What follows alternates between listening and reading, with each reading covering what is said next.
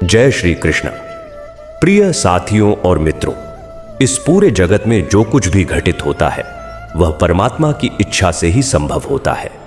इसलिए सबसे पहले मैं आपको मन की गहराइयों से बधाई और शुभेच्छाएं देता हूं कि आप वास्तव में सौभाग्यशाली हैं, क्योंकि भगवान श्री कृष्ण की ही कृपा और प्रेरणा से आपने श्रीमद् भगवत गीता के अमूल्य और दिव्य विचारों से युक्त इस वीडियो को देखने का संकल्प लिया है। मुझे पूर्ण आस्था है कि जब आप इस वीडियो को आरंभ से अंत तक शांत चित्त होकर देखेंगे, सुनेंगे और समझेंगे तो आपके सोचने का तरीका और आपका जीवन दोनों ही सकारात्मक ऊर्जा से भर जाएंगे। जो भी व्यक्ति श्रीमद् भगवत गीता की शरण में जाकर भगवान श्री कृष्ण के उपदेशों को अपने आचरण में उतार लेता है, वह धीरे धीरे अपने सभी दुख, कष्ट और परेशानियों से मुक्त होकर जीवन में सुख, शांति और सफलता को प्राप्त करता है। मित्रों, जीवन में यदि आपको कुछ भी पाना है या किसी भी प्रकार की समस्या से जूझ रहे हैं तो श्रीमद् भगवत गीता के इन पवित्र और अनमोल वचनों को ध्यानपूर्वक सुनकर उन्हें हृदय में बसा लीजिए। आपकी प्रत्येक कामना पूर्ण होगी, हर कठिनाई सरल बनेगी और आपका हर दुख समाप्त होगा।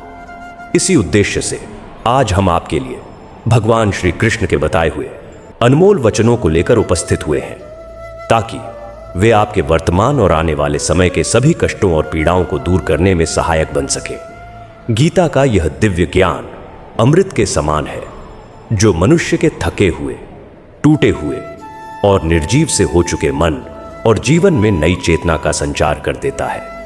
मैं पूरे विश्वास के साथ कह सकता हूं कि जो भी व्यक्ति इन वचनों को एकाग्रता से और वीडियो के अंत तक सुनेगा, उसे अपनी हर समस्या का समाधान अवश्य मिलेगा और वह सब कुछ प्राप्त करेगा जिसकी वह अभिलाषा रखता है।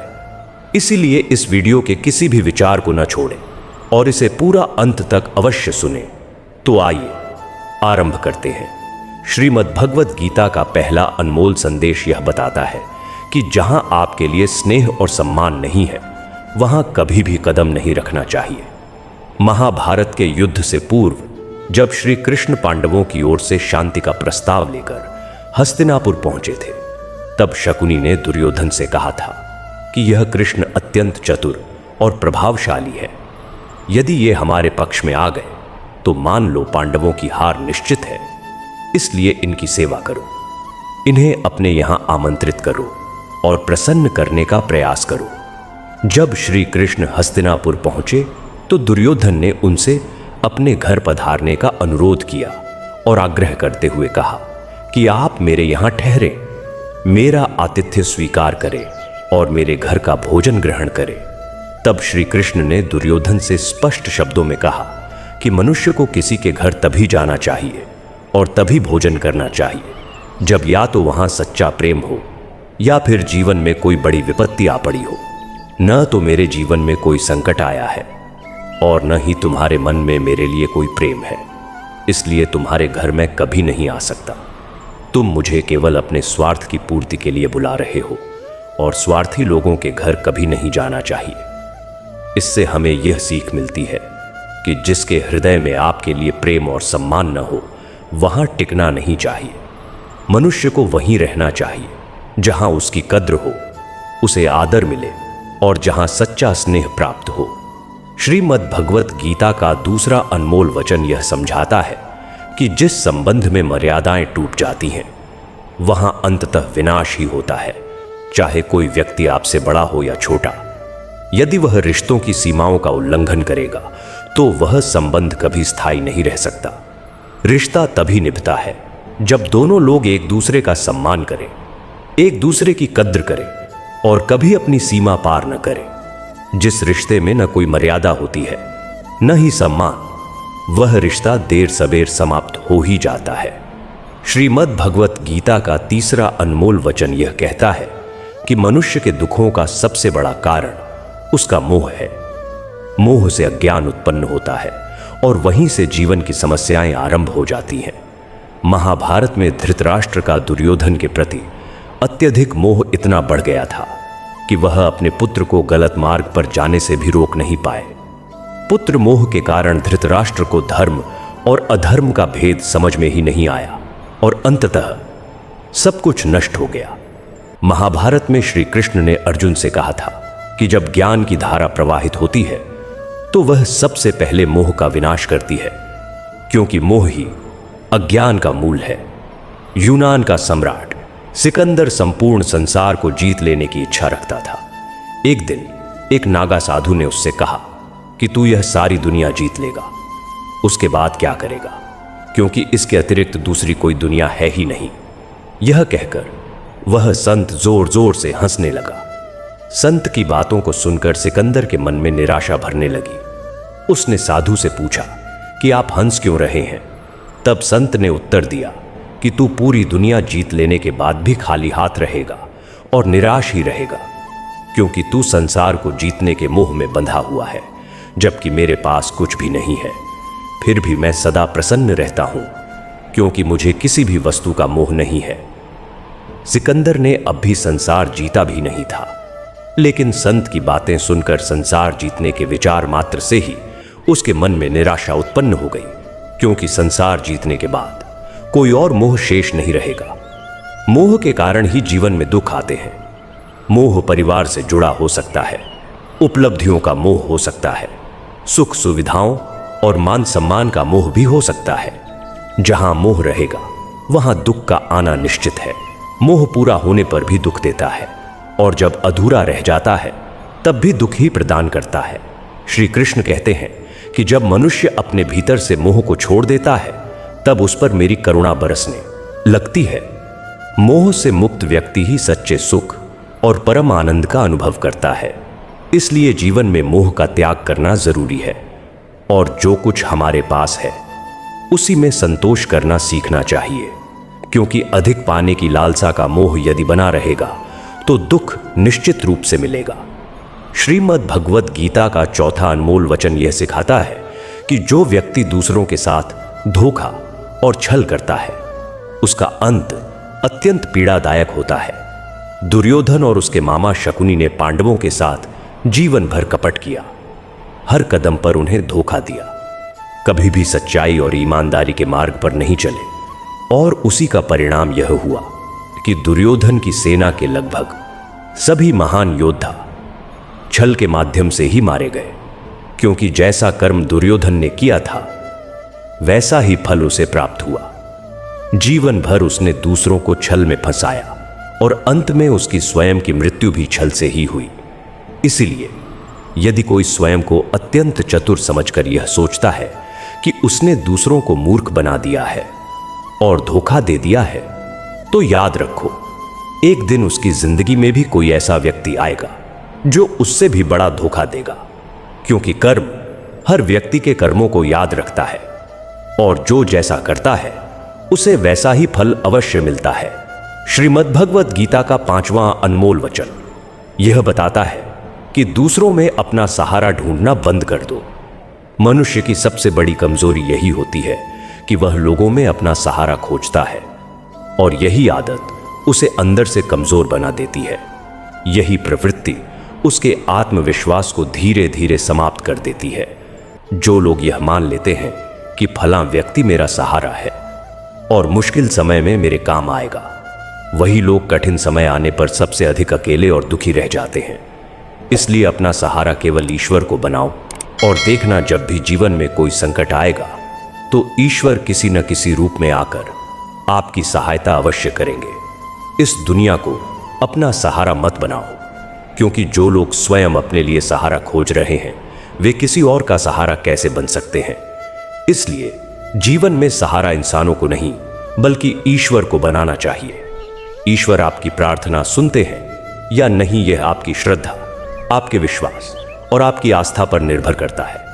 श्रीमद् भगवत गीता का 6ठा अनमोल वचन यह कहता है कि अपने मन को शांत रखना सीखो, क्योंकि अशांत मन जीवन में दुख के अतिरिक्त कुछ भी नहीं देता, जबकि शांत मन जीवन में प्रेम, सुख और आनंद प्रदान करता है।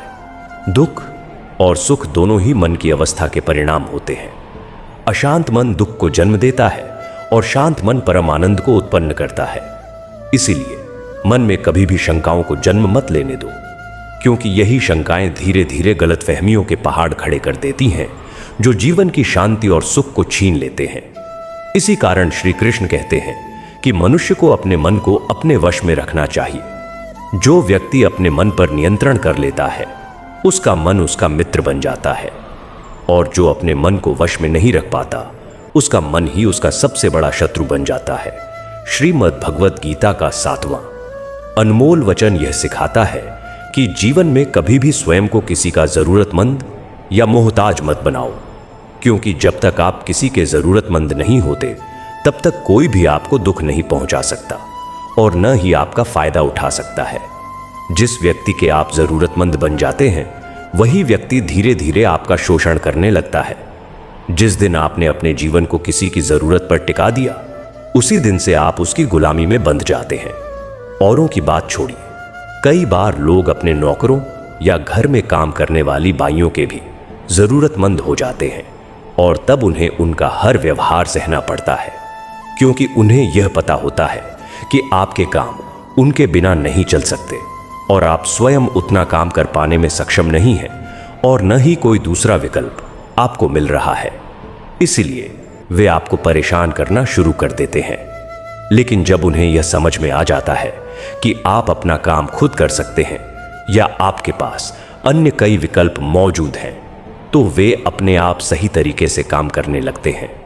इसी प्रकार यदि आप किसी ऐसी नौकरी में हैं जहां आपका बॉस गलत होते हुए भी आपको मानसिक प्रताड़ना देता है और आप सब कुछ सहते रहते हैं, तो इसका कारण यह होता है कि उसे पता है कि आप उसके जरूरतमंद हैं और वह इसका पूरा लाभ उठाता है। इतना ही नहीं, जिस परिवार या घर में आप रहते हैं, वहां भी यदि आप किसी के जरूरतमंद हो जाते हैं, तो वह व्यक्ति आपको पूरी तरह से निचोड़ लेता है, क्योंकि आप 24 घंटे उसी वातावरण में रहते हैं और कहीं और जा नहीं सकते।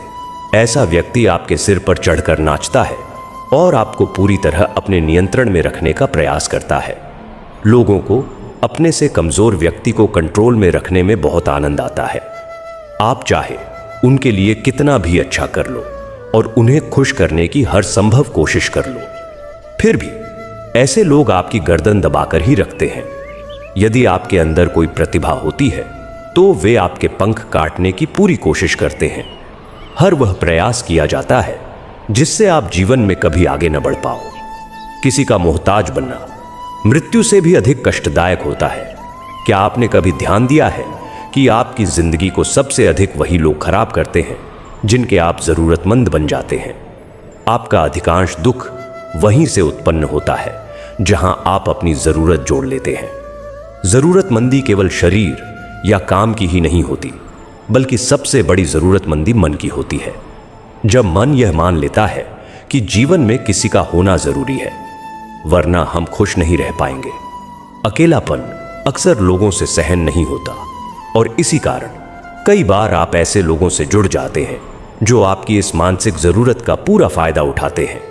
आप उनसे रिश्ते इसलिए जोड़ते हैं ताकि जीवन में थोड़ी खुशी मिल सके, लेकिन वही लोग आपको खून के आंसू रुलाते हैं और आपकी पूरी जिंदगी को नर्क बना देते हैं। एक बात हमेशा याद रखना कि माता पिता के अलावा आज तक इस संसार में कोई ऐसा पैदा नहीं हुआ है कि आप जिसके जरूरतमंद बनो और वह आपका फायदा ना उठाए। इसीलिए जीवन में कभी भी स्वयं को किसी का जरूरतमंद या मोहताज मत बनाना। श्रीमद् भगवत गीता का 8वां अनमोल संदेश यह बताता है कि अपनी प्रसन्नता और अपने दुख को हर किसी के सामने प्रकट नहीं करना चाहिए, क्योंकि लोग आपकी खुशी पर बुरी नजर डालते हैं और आपके दुख में मजाक उड़ाने लगते हैं। आपकी खुशी से शायद ही कोई सच्चे मन से खुश होता है, बल्कि अधिकतर लोगों के भीतर ईर्ष्या जलने लगती है। इसी कारण कहा गया है कि हर समय आंखों में आंसू मत रखो और हर घाव सबको दिखाने की भूल मत करो, क्योंकि इस दुनिया में बहुत से लोग हाथों में नमक लेकर घूमते रहते हैं। इसलिए अपने हर दर्द को सबके सामने खोलकर मत रखो। लोग तो पहले से ही दुखी इंसान को और तोड़ने के लिए तथा जो खुश है उसे पीड़ा देने के लिए तैयार बैठे रहते हैं। अपने मन की स्थिति को अपने तक ही सीमित रखो और उसे केवल उसी से साझा करो जो उसे समझने की क्षमता रखता हो। मित्रों, इससे पहले कि हम 9वें उपदेश की ओर बढ़े, आपसे एक विनम्र आग्रह है कि यदि इस वीडियो से आपको कुछ भी सीखने को मिल रहा है तो कृपया इसे लाइक कर दीजिए। और यदि आप पहली बार इस चैनल पर आए हैं तो हमारे चैनल विजु इंस्पायर्ड को सब्सक्राइब कर लीजिए। अब आइए आगे बढ़ते हैं। श्रीमद् भगवत गीता का 9वां अनमोल वचन यह सिखाता है कि जीवन में जो कुछ भी घटित होता है वह अंततः हमारे हित के लिए ही होता है, चाहे वह वर्तमान की घटना हो, भविष्य की योजना हो या अतीत का कोई अनुभव हो। यह बात सुनने में भले ही सरल प्रतीत होती है, लेकिन इसे स्वीकार करना और आत्मसात करना अत्यंत कठिन होता है, विशेष रूप से तब जब जीवन में दुख, पीड़ा या अन्याय हमारे सामने आ खड़ा होता है। उस समय हमें पूरी दुनिया गलत और स्वार्थी लगने लगती है और यह मानना कठिन हो जाता है कि जो घट रहा है वह हमारे भले के लिए है। जब किसी अपने से हमें ठेस लगती है या हमारे साथ कोई अनुचित व्यवहार होता है तो हमें ऐसा लगता है मानो हमारी पूरी दुनिया बिखर गई हो। लेकिन वास्तविकता यह है कि यही कष्ट हमें और अधिक मजबूत, समझदार और योग्य बनाते हैं। ये कठिन परिस्थितियां हमें जीवन के सच से परिचित कराती हैं और यह पहचानने में मदद करती है कि कौन हमारा सच्चा साथी है और कौन नहीं। यह स्थिति उस बच्चे के समान होती है जिसे उसकी मां कड़वी दवा पिलाती है। बच्चे को वह दवा अच्छी नहीं लगती, लेकिन वही दवा उसकी बीमारी को ठीक करती है। ठीक उसी प्रकार जीवन के कठोर अनुभव हमें निखारते हैं, भले ही उस समय वे कितने ही कड़वे क्यों न लगे। वास्तव में हम उसी सच के सहारे जीते हैं जितना हमारी समझ और अनुभव हमें दिखाते हैं। लेकिन पूरी सच्चाई तब तक सामने नहीं आती जब तक हम स्वयं उस पीड़ा से होकर नहीं गुजरते। यह शिक्षा हमें यह बोध कराती है कि जीवन की प्रत्येक घटना, चाहे वह सुखद हो या दुखद, किसी न किसी उद्देश्य के साथ आती है और उस उद्देश्य को समझने के लिए हमें धैर्य और विश्वास बनाए रखना चाहिए। श्रीमद् भगवत गीता का 10वां अनमोल वचन यह कहता है कि जो व्यक्ति आपके साथ अधर्म करता है, पाप करता है या अन्याय करता है, उसे दंड मिलना आवश्यक है और किसी के अत्याचार को सहन नहीं करना चाहिए, क्योंकि यदि आप उसे सहते रहेंगे तो वह आपके साथ और अधिक गलत करता जाएगा। इतना ही नहीं, उसके पाप में आपकी मौन सहमति भी जुड़ जाएगी। महाभारत के युद्ध से पूर्व अर्जुन ने श्री कृष्ण से कहा था कि जिनके विरुद्ध मैं युद्ध करने जा रहा हूं वे मेरे अपने भाई और गुरुजन हैं। मैं उनके सामने शस्त्र कैसे उठाऊं और उन्हें कैसे मारूं? तब भगवान श्री कृष्ण ने अर्जुन को समझाया कि जिन्हें तुम अपना मान रहे हो वे अधर्म के मार्ग पर खड़े हैं और पाप का साथ दे रहे हैं। यदि तुम उन्हें नहीं रोकोगे और उनसे युद्ध नहीं करोगे तो समाज में पाप और भी बढ़ जाएगा, क्योंकि जब पापियों को रोका नहीं जाता तो वे और अधिक निर्भय होकर पाप करते हैं। ठीक इसी प्रकार जब कोई व्यक्ति आपके साथ गलत करता है, आपको पीड़ा देता है और आप चुपचाप सब सहते रहते हैं, तो सामने वाले का साहस बढ़ जाता है। वह आपको कमजोर समझने लगता है और आपके साथ अन्याय करना अपना अधिकार मानने लगता है। लेकिन जब आप उसके गलत आचरण और उसके अधर्म का विरोध करते हैं तो वह अपनी सीमा में रहना सीख जाता है। और यह कलयुग है।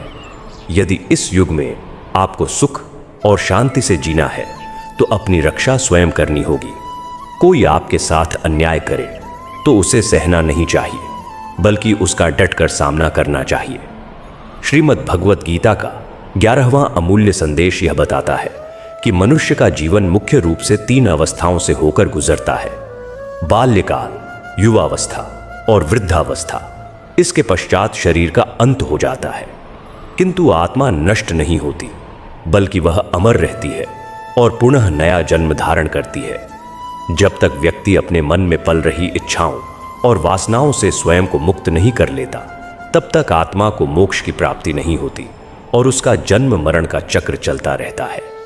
जीवन में जितनी अधिक कामनाएं और लालसाएं होती हैं, उतनी ही प्रसन्नता घटती चली जाती है। यदि आप अपने जीवन में सुखी नहीं हैं, तो उसका मुख्य कारण आपके भीतर भरी हुई इच्छाएं और वासनाएं ही है। मनुष्य को वास्तविक आनंद तभी प्राप्त होता है जब वह अपनी इच्छाओं पर नियंत्रण करना सीख लेता है। इसे एक साधारण गणित के उदाहरण से समझा जा सकता है। मान लीजिए आपके जीवन में 100 खुशियां हैं और 10 इच्छाएं हैं, तो आपकी खुशी 90% रह जाती है। यदि इच्छाएं 50 हो जाएं, तो खुशियां आधी रह जाती हैं, और यदि इच्छाओं की संख्या 100 हो जाए तो खुशी 0 हो जाती है। जब इच्छाएं 100 से भी अधिक हो जाती हैं तो खुशी 0 हो जाती है। जब इच्छाएं 100 से भी अधिक हो जाती हैं तो प्रसन्नता नकारात्मक हो जाती है, अर्थात खुशी धीरे धीरे दुख में परिवर्तित होने लगती है। इस शिक्षा का निष्कर्ष यही है कि जितना आप अपनी इच्छाओं को घटाएंगे उतना ही आपका सुख बढ़ेगा, और यदि आप अपनी इच्छाओं को बढ़ाते जाएंगे तो दुख स्वयं आपके जीवन में प्रवेश करता चला जाएगा। इसलिए यदि खुश रहना है तो इच्छाओं को कम करना सीखिए और अपने मन को संयम में रखकर सच्चे संतोष को प्राप्त कीजिए। श्रीमद् भगवत गीता का 12वां अनमोल वचन यह सिखाता है कि जीवन में सबसे बड़ा धोखा अक्सर अपने ही लोग देते हैं, क्योंकि उन्हें आपकी कमजोरियों की पूरी जानकारी होती है। कोई बाहरी व्यक्ति आपको आसानी से धोखा नहीं दे सकता, क्योंकि उसे यह नहीं पता होता कि आपको कहां चोट पहुंचाई जाए। लेकिन जो व्यक्ति आपका अपना होता है, जो आपके बहुत करीब होता है, वह भली भांति जानता है कि आपकी कमजोरी क्या है और किस तरह आपको दुखी किया जा सकता है। यह कलयुग है और इसमें बाहर वालों से अधिक अपने लोगों से सावधान रहने की आवश्यकता होती है। महाभारत का युद्ध किसी 2 अलग अलग राज्यों के बीच नहीं हुआ था, बल्कि एक ही परिवार के भाइयों के बीच हुआ था। सभी एक ही वंश से संबंधित थे। दुर्योधन ने कई बार भीम को विष देकर मारने का प्रयास किया। अनेक बार उसने पांडवों को समाप्त करने की योजनाएं बनाई। वह उनका शत्रु नहीं, बल्कि उनका अपना भाई ही था। अधिकांश लड़ाइयां घर के भीतर ही होती हैं। बाहर का कौन हमसे युद्ध करेगा? सारे विवाद और संघर्ष अपने ही लोगों के बीच होते हैं। इसलिए आपको सबसे गहरी चोट वही लोग पहुंचा सकते हैं जो आपके अपने हैं, और सबसे बड़ा धोखा भी वही दे सकते हैं। श्रीमद् भगवत गीता का 13वां अनमोल वचन यह कहता है कि जो व्यक्ति सत्य और ईश्वर की शक्ति के साथ खड़ा होता है, उसे संसार की कोई भी ताकत पराजित नहीं कर सकती, चाहे पूरी दुनिया ही उसके विरोध में क्यों ना हो। अंततः विजय उसी की होती है। गीता में कुल 700 श्लोक और 18 अध्याय है, और इसका अंतिम श्लोक यही बताता है कि जहां योगेश्वर श्री कृष्ण और धनुर्धर अर्जुन होते हैं, वहीं विजय, समृद्धि, नीति और अटल संकल्प होता है। धृतराष्ट्र बार बार संजय से यह पूछते थे कि युद्ध में कौन जीत रहा है और कौन हार रहा है, क्योंकि उन्हें विश्वास था कि उनके पक्ष में भीष्म पितामह, गुरु द्रोणाचार्य और कर्ण जैसे महान योद्धा हैं।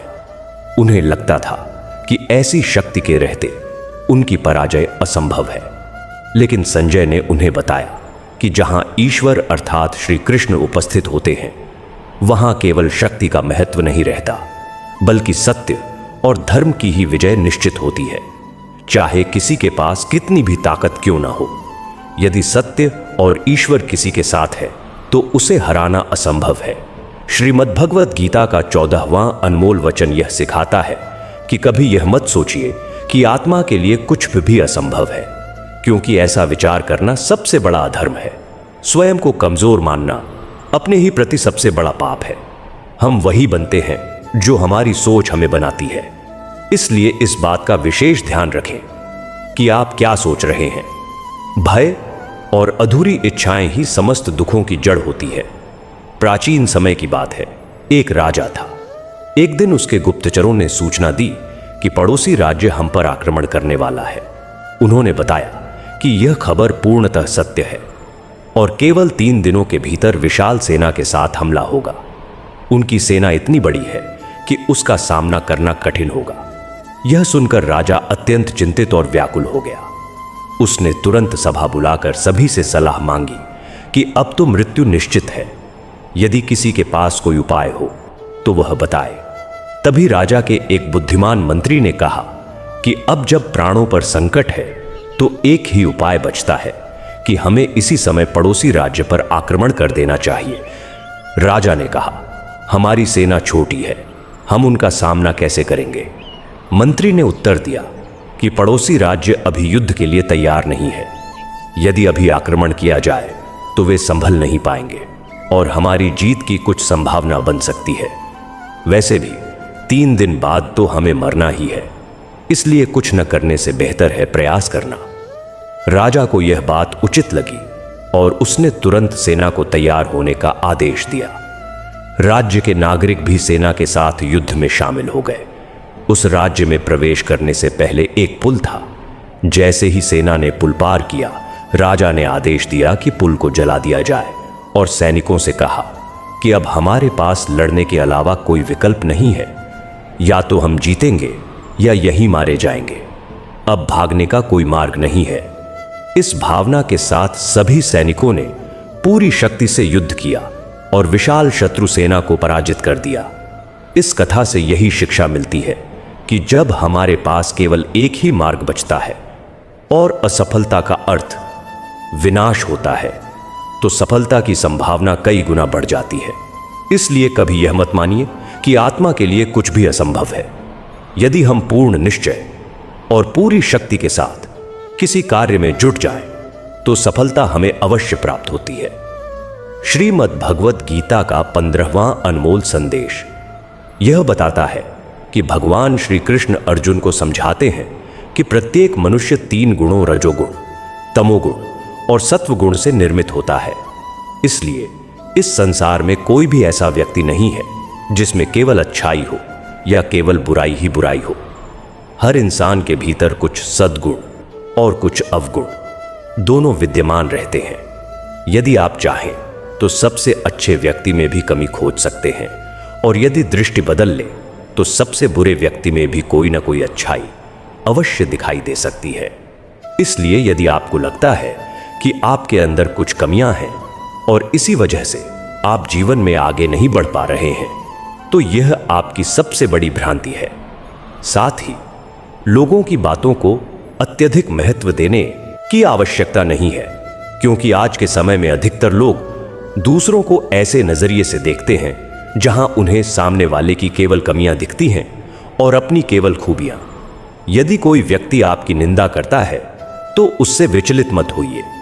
जिन बातों पर आपका नियंत्रण है और जिन्हें आप सुधार सकते हैं, उन पर मेहनत कीजिए और स्वयं को बेहतर बनाइए। लेकिन जो बातें स्वाभाविक रूप से आपके वश में नहीं हैं, उनके लिए चिंता करके मन दुखी करने का कोई अर्थ नहीं है। यह शिक्षा हमें आत्मविकास और आत्म स्वीकृति की प्रेरणा देती है।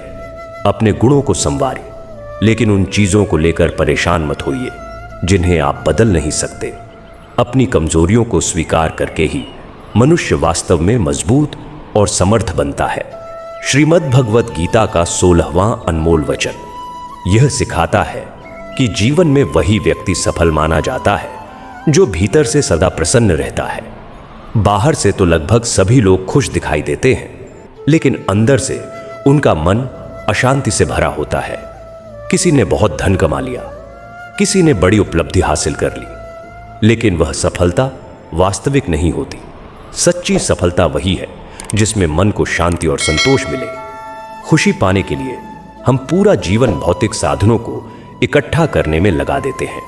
धन, वाहन, मकान जैसी चीजों के पीछे दौड़ते रहते हैं, यह सोचकर कि इन्हें पाने से सुख मिलेगा।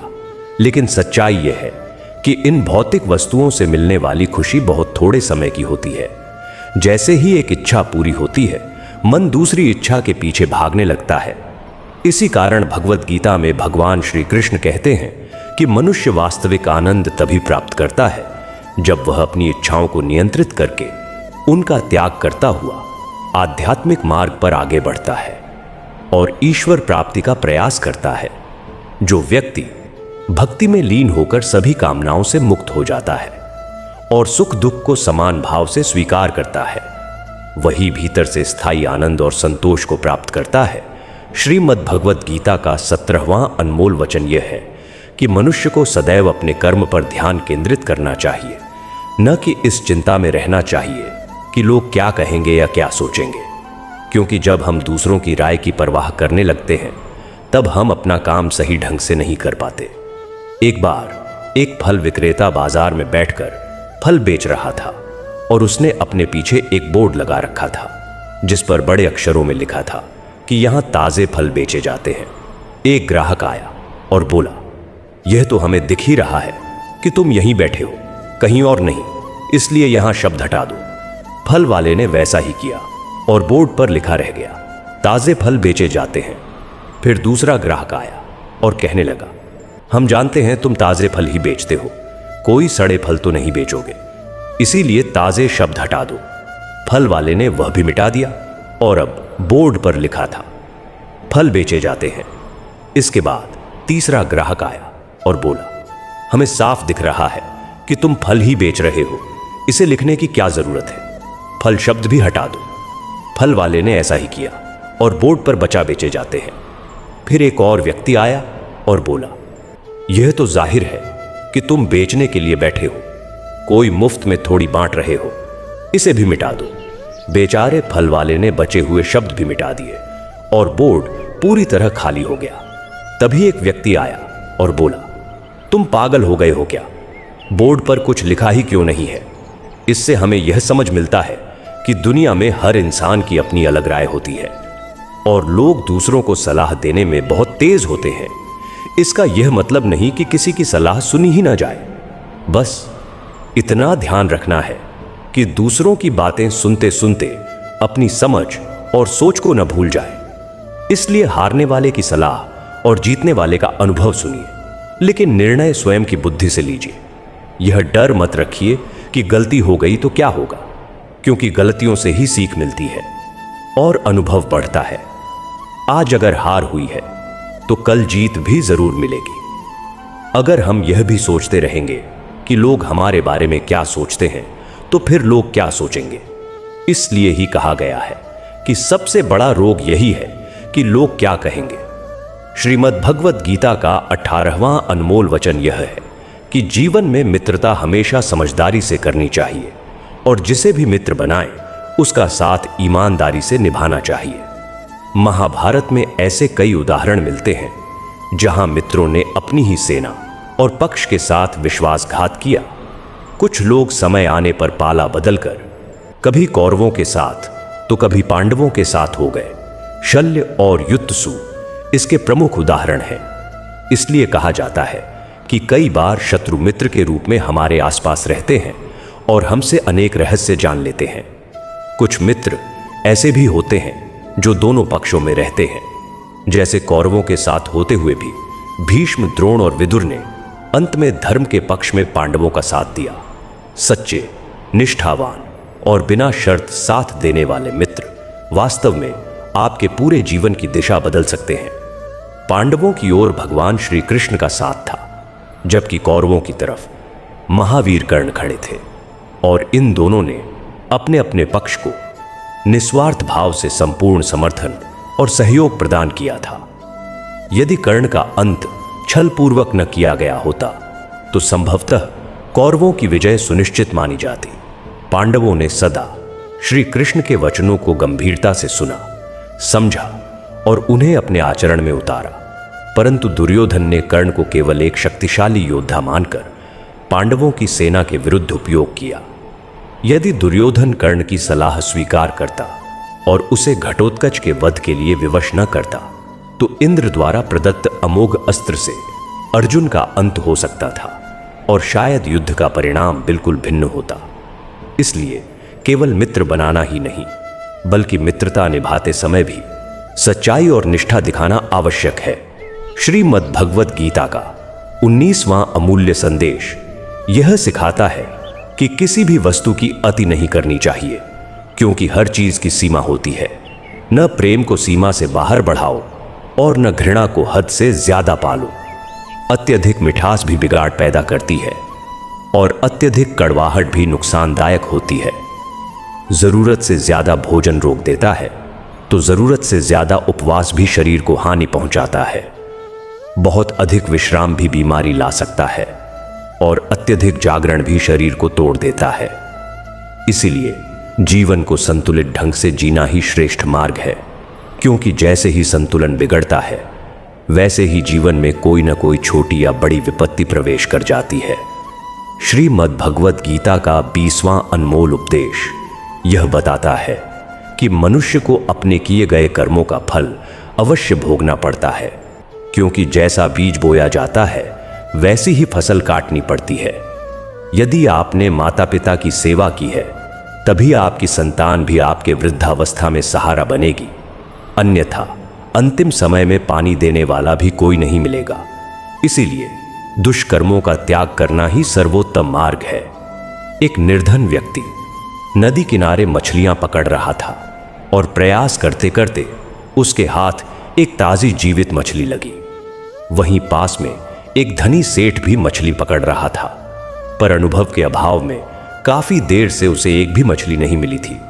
जब सेठ ने देखा कि गरीब आदमी ने मछली पकड़ी है तो उसके मन में लालच जाग उठा और उसने जबरन उस मछली को उसके हाथ से छीन लिया। गरीब ने विनम्रता से कहा कि यह मछली उसकी मेहनत से मिली है। फिर भी सेठ ने बल दिखाते हुए उसे भगा दिया और मछली लेकर आगे बढ़ गया। मछली अभी जीवित थी और छटपटा रही थी। तभी उसने सेठ के अंगूठे में काट लिया और छूटकर पानी में गिर गई। सेठ के अंगूठे में गहरा जख्म हो गया और रक्त बहने लगा। वह घबराकर डॉक्टर के पास गया, जहां पट्टी की गई और 3 दिन बाद आने को कहा गया। 3 दिन बाद घाव और बिगड़ गया। तब डॉक्टर ने अंगूठा काटने की सलाह दी। मजबूरी में अंगूठा कटवाया गया। फिर भी संक्रमण बढ़ता गया और कलाई कोहनी होते होते पूरा बाजू काटना पड़ा। अंत में एक मित्र ने उससे पूछा कि कहीं उसने किसी के साथ अन्याय तो नहीं किया। तब सेठ को अपनी गलती याद आई कि उसने गरीब की मछली छीनी थी। मित्र की सलाह पर वह गरीब के पास गया, क्षमा मांगी और पश्चाताप किया। गरीब ने हाथ जोड़कर कहा कि उसने कुछ नहीं किया, यह सब कर्मों का फल है। सेठ ने ऊपर देखकर ईश्वर से प्रार्थना की कि उसने अपनी शक्ति दिखा दी, अब भगवान अपनी शक्ति दिखाएं। मित्रों, सदैव स्मरण रखिए कि बुरे कर्मों का परिणाम भी बुरा ही होता है और कर्म फल मनुष्य को उसी प्रकार खोज लेता है जैसे बिछड़ा हुआ बछड़ा सैकड़ों गायों के बीच अपनी मां को पहचान लेता है, क्योंकि कर्मों के फल से कोई भी बच नहीं सकता। श्रीमद् भगवत गीता का 21वां अमूल्य संदेश यह बताता है कि मनुष्य इस संसार में खाली हाथ आता है और अंत में रिक्त हाथ ही विदा होता है, क्योंकि जो कुछ आज तुम्हारा है वह कल किसी और का हो जाएगा। इसीलिए जो भी कर्म करो उसे ईश्वर को समर्पित भाव से करो। जीवन का सबसे बड़ा वरदान अच्छा स्वास्थ्य है, सबसे बड़ी संपत्ति संतोष है और सबसे सच्चा रिश्ता निष्ठा से निर्मित होता है। यदि तुम कपट करोगे तो एक दिन वही कपट लौटकर तुम्हारे सामने आएगा। इसलिए आज नहीं तो कल सत्य के मार्ग पर चलो, हर क्षण शांति मिलेगी। व्रत केवल अन्न त्याग का नहीं होना चाहिए, बल्कि लोभ, लालसा, द्वेष, चुगली, क्रोध और दूषित विचारों से भी संयम रखना चाहिए। जब मन की दृढ़ इच्छा और शरीर की पूरी शक्ति किसी लक्ष्य में लग जाती है तब सफलता अवश्य प्राप्त होती है। भाग्य के भरोसे बैठने के स्थान पर कर्मों का प्रचंड प्रवाह रचो, रास्ते स्वयं खुलते चले जाएंगे। क्रोध की अवस्था में भ्रम जन्म लेता है और भ्रम बुद्धि का विनाश करता है, और जब बुद्धि नष्ट होती है तो व्यक्ति का पतन तय हो जाता है। जैसे जल अपनी सीमा तोड़ दे तो तबाही मचा देता है, वैसे ही वाणी मर्यादा छोड़ दे तो सर्वनाश हो जाता है। किसी को धोखा देना एक प्रकार का अर्ण है जो किसी न किसी दिन किसी अन्य माध्यम से लौट कर आता ही है। कलयुग में सदैव सावधानी और तैयारी के साथ रहना चाहिए, क्योंकि न मौसम स्थिर है और न मनुष्य, दोनों कभी भी बदल सकते हैं। श्रीमद् भगवत गीता का 22वां अनमोल उपदेश यह सिखाता है कि हमारे अपने रिश्तेदार ही प्रायः हमसे सबसे अधिक ईर्ष्या करते हैं और हमारी उन्नति उन्हें सबसे ज्यादा खलती है। बाहरी लोगों को इससे कोई मतलब नहीं होता कि आपके जीवन में क्या घट रहा है, पर जो रिश्तेदार होते हैं उनकी नजर हर समय आपकी जिंदगी पर टिकी रहती है। ऊपर से वे यही कहते हैं कि आगे बढ़ो, सफल बनो, खुश रहो, लेकिन जब आप अपनी उपलब्धि या कामयाबी की बात बताते हैं तो उन्हें भीतर से प्रसन्नता नहीं होती। कई बार पूरी दुनिया आपके कार्य की प्रशंसा करती है, पर आपके घर में ही आपकी कद्र नहीं होती। पांडवों के हर सुख से दुर्योधन जलता था और उनकी प्रत्येक सफलता उसे असहनीय लगती थी। वह निरंतर पांडवों को नीचा दिखाने और दुख देने के उपाय करता रहता था, और यही भाइयों के बीच की ईर्ष्या महाभारत के महायुद्ध का कारण बनी, जिसमें असंख्य लोग मारे गए। बाहरी लोगों को आपकी जीवन शैली से कोई फर्क नहीं पड़ता, लेकिन ये करीबी कहलाने वाले लोग आपकी खुशी सहन नहीं कर पाते। यही लोग सबसे अधिक खतरनाक होते हैं, क्योंकि सामने से मधुर वाणी बोलते हैं, प्रशंसा करते हैं, पर पीठ पीछे आपके सुख से तनिक भी प्रसन्न नहीं होते। इसलिए किसी को अपना मानने से पहले यह भली भांति परख लेना चाहिए कि वह सचमुच आपका है या केवल अपनापन दिखाने का अभिनय कर रहा है। श्रीमद् भगवत गीता का 23वां अनमोल वचन यह कहता है कि जो व्यक्ति अपने कार्य समय पर पूर्ण नहीं करता और समय के मूल्य को नहीं समझता, उसका संपूर्ण जीवन व्यर्थ ही नष्ट हो जाता है। समय ही जीवन की वास्तविक पूंजी है, और यदि इसे निरुद्देश्य कार्यों में गंवा दिया जाए तो जीवन में कुछ भी सार्थक प्राप्त नहीं होता। यदि जीवन में कुछ हासिल करना है तो समय की कद्र करना अत्यंत आवश्यक है, क्योंकि समय का सही उपयोग न केवल सफलता की ओर ले जाता है, बल्कि जीवन को भी उचित दिशा प्रदान करता है।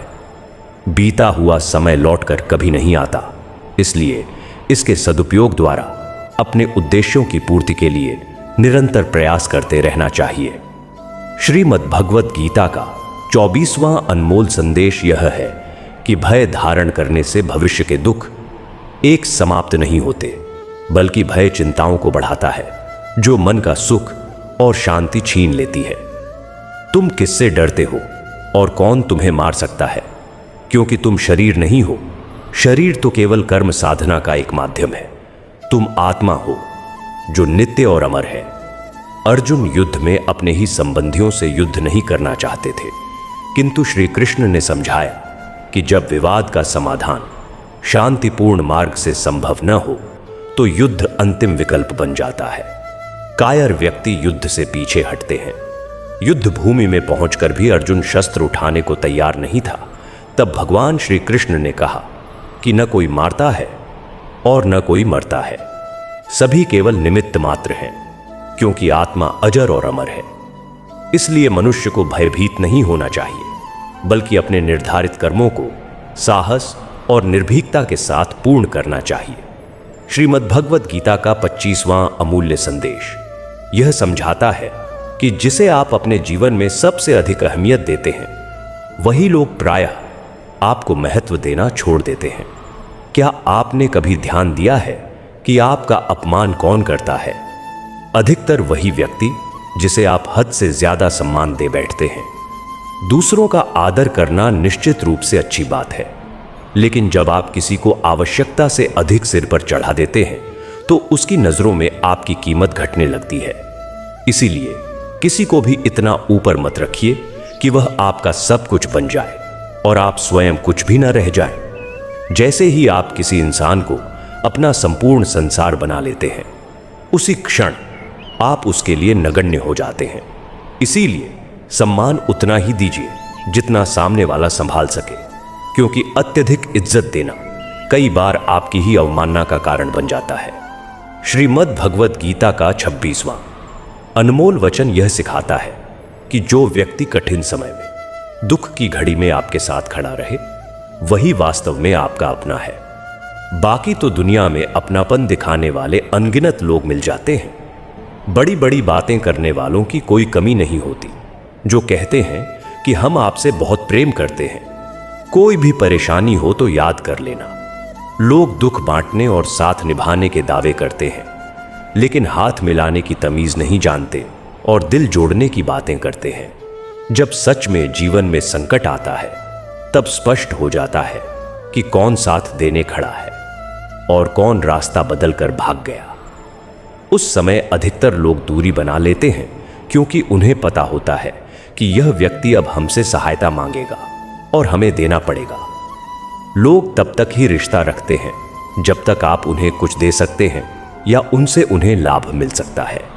जैसे ही उन्हें यह एहसास होता है कि अब फायदा नहीं बल्कि जिम्मेदारी उठानी पड़ेगी, वे दूर से ही बचने लगते हैं। इसलिए जो व्यक्ति आपके कठिन समय में भी डटा रहे, वही आपका सच्चा अपना है। केवल अपना अपना कह देने से कोई संबंध वास्तविक नहीं बनता, बल्कि अपना वही है जो दुख में भी आपका हाथ थामे। श्रीमद् भगवत गीता का 27वां अनमोल वचन यह बताता है कि संसार से जितना अधिक प्रेम, लगाव और मोह बढ़ेगा, उतनी ही अधिक पीड़ा और कष्ट जीवन में आएंगे। आपके अधिकांश दुखों की जड़ यही है कि आप किसी को अपना मान लेते हैं। यदि आप गौर करें तो पाएंगे कि आपकी सारी परेशानियां, चिंताएं और दुख वहीं से जन्म लेते हैं जहां आपका अपनापन जुड़ा होता है, जहां आप कहते हैं यह मेरा है, यह मेरा अपना है। जीवन में जब हम किसी वस्तु, व्यक्ति, संबंध या कार्य को पूरी तरह अपना मान लेते हैं, तभी से दुखों की श्रृंखला आरंभ हो जाती है। इसीलिए भगवान श्री कृष्ण कहते हैं कि यदि दुख और निराशा से मुक्ति चाहते हो तो संसार के मोह जाल में मत फंसो, मेरी भक्ति करो और मुझसे प्रेम करो। मैं तुम्हें इस जगत के समस्त कष्टों से मुक्त कर मोक्ष का मार्ग दिखाऊंगा। श्रीमद् भगवत गीता का 28वां अनमोल वचन यह सिखाता है कि मनुष्य को अपने हृदय में बदले और घृणा की आग नहीं पालनी चाहिए और न ही अपने भाग्य को कोसना चाहिए, क्योंकि ऐसा करके वह अपना पूरा जीवन नष्ट कर लेता है। एक बार दानवीर कर्ण ने भगवान श्री कृष्ण से अपना दुख साझा करते हुए कहा, हे केशव, जन्म लेते ही मेरी मां ने मुझे त्याग दिया, इसमें मेरा क्या दोष था? द्रोणाचार्य ने मुझे शिक्षा नहीं दी क्योंकि वे मुझे क्षत्रिय नहीं मानते थे, इसमें मेरा क्या अपराध? और द्रौपदी के स्वयंवर में मेरा अपमान किया गया क्योंकि मैं राजकुल से नहीं था, इसमें भी मेरी क्या गलती? तब श्री कृष्ण ने शांत स्वर में कहा, हे कर्ण, ध्यान से सुनो। जब मेरा जन्म हुआ, मैं कारागार में था और पैदा होते ही मृत्यु मेरा इंतजार कर रही थी। जन्म की उसी रात मुझे अपने माता पिता से अलग कर दिया गया। मेरा बचपन अभावों और गरीबी में बीता। मुझे वे सभी काम करने पड़े जो एक साधारण परिवार का बालक करता है। मैंने अपने हाथों से गोबर उठाया और चलना सीखने से पहले ही मुझ पर प्राणघातक हमले हुए। न मेरे पास शिक्षा थी, न महल, न गुरुकुल, न विशाल सेना। फिर भी मेरे मामा मुझे अपना सबसे बड़ा शत्रु मानते थे। मेरा जीवन भी अनेक कठिनाइयों से भरा रहा। महत्वपूर्ण यह नहीं है कि जीवन में कितनी बार अपमान सहना पड़ा, बल्कि यह है कि उस अपमान का उत्तर आपने कैसे दिया। क्या आपने अपने ज्ञान का सही उपयोग किया या नहीं, और उन परिस्थितियों से ऊपर उठकर कैसे आगे बढ़े, यही सबसे जरूरी है। महाभारत में कर्ण के जीवन के उतार चढ़ाव यह सिखाते हैं कि इस कठोर संसार में अपना अस्तित्व बनाए रखना कितना कठिन है। इसीलिए समय के अनुसार स्वयं को बदलना आवश्यक है, लेकिन वही परिवर्तन श्रेष्ठ है जिसमें सबका कल्याण हो। कर्ण ने स्वयं को बदलकर अपने लक्ष्य तो प्राप्त किए, पर महान इसलिए नहीं बन सके क्योंकि उन्होंने अपने ज्ञान और शक्ति का प्रयोग समाज से बदला लेने के लिए किया। प्रतिशोध की भावना से किया गया कोई भी कार्य समाज का हित नहीं कर सकता। समाज ने एक ऐसे महान योद्धा को ठुकरा दिया जो बहुत कुछ दे सकता था, और कर्ण भी महान इसलिए न बन सका क्योंकि उसके भीतर समाज को नष्ट करने की भावना थी। उसके लिए शिक्षा सेवा का साधन नहीं, बल्कि अपमान का बदला लेने का हथियार बन गई। समाज और कर्ण दोनों को अपने अपने कर्मों का दंड मिला है और आज भी मिल रहा है। यदि कर्ण यह समझ पाता कि समाज व्यक्तियों से मिलकर बना है और उसे बदला जा सकता है, तो शायद वह घृणा के स्थान पर परिवर्तन का मार्ग चुनता। श्रीमद् भगवत गीता का 29वां अमूल्य उपदेश यह बताता है कि किसी भी व्यक्ति पर बिना सोचे समझे पूर्ण विश्वास नहीं करना चाहिए। महाभारत के प्रसंग में दुर्योधन ने बार बार षड्यंत्र रचकर पांडवों के प्राण लेने का प्रयास किया। उसने उन्हें जला देने तक की योजना बनाई। पांडव धर्म के पथ पर चलने वाले थे, इसलिए वे उसे अपना सगा भाई मानकर उसकी चालों में फंसते चले गए। वे उस पर भरोसा करते रहे, जबकि दुर्योधन उनके विनाश की योजनाएं बनाता रहा। यद्यपि भगवान ने सदैव उनकी रक्षा की, फिर भी यह सीख स्पष्ट करती है कि भरोसा करते समय विवेक बनाए रखना अत्यंत जरूरी है। केवल रिश्तों या बाहरी दिखावे के कारण किसी पर आंख मूंदकर विश्वास करना कई बार घातक सिद्ध हो सकता है। इसलिए चाहे संबंध कितना भी करीबी क्यों न हो, सत्य को समझना और सजग रहना आवश्यक है। यह वचन हमें सावधानी और बुद्धिमत्ता का महत्व समझाता है। भरोसा जरूरी है, लेकिन उसके साथ सतर्कता भी उतनी ही आवश्यक है, ताकि कोई छल कपट हमें नुकसान न पहुंचा सके। श्रीमद् भगवत गीता का 30वां अनमोल वचन यह सिखाता है कि जैसा अन्न आप ग्रहण करते हैं, वैसा ही आपका मन, बुद्धि और स्वभाव बनता है। उसी अनुरूप आपके कर्म और आचरण भी ढलते हैं। सात्विक भोजन करने से मन शुद्ध रहता है, व्यवहार संयमित होता है और विचार सकारात्मक बनते हैं।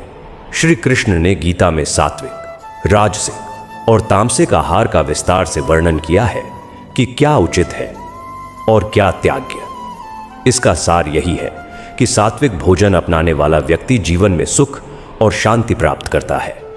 राजसिक आहार से क्रोध और अहंकार बढ़ते हैं, जबकि तामसिक भोजन से काम, वासना और नकारात्मकता हावी हो जाती है, जिसके परिणाम स्वरूप दुख, चिंता और निराशा मिलती है।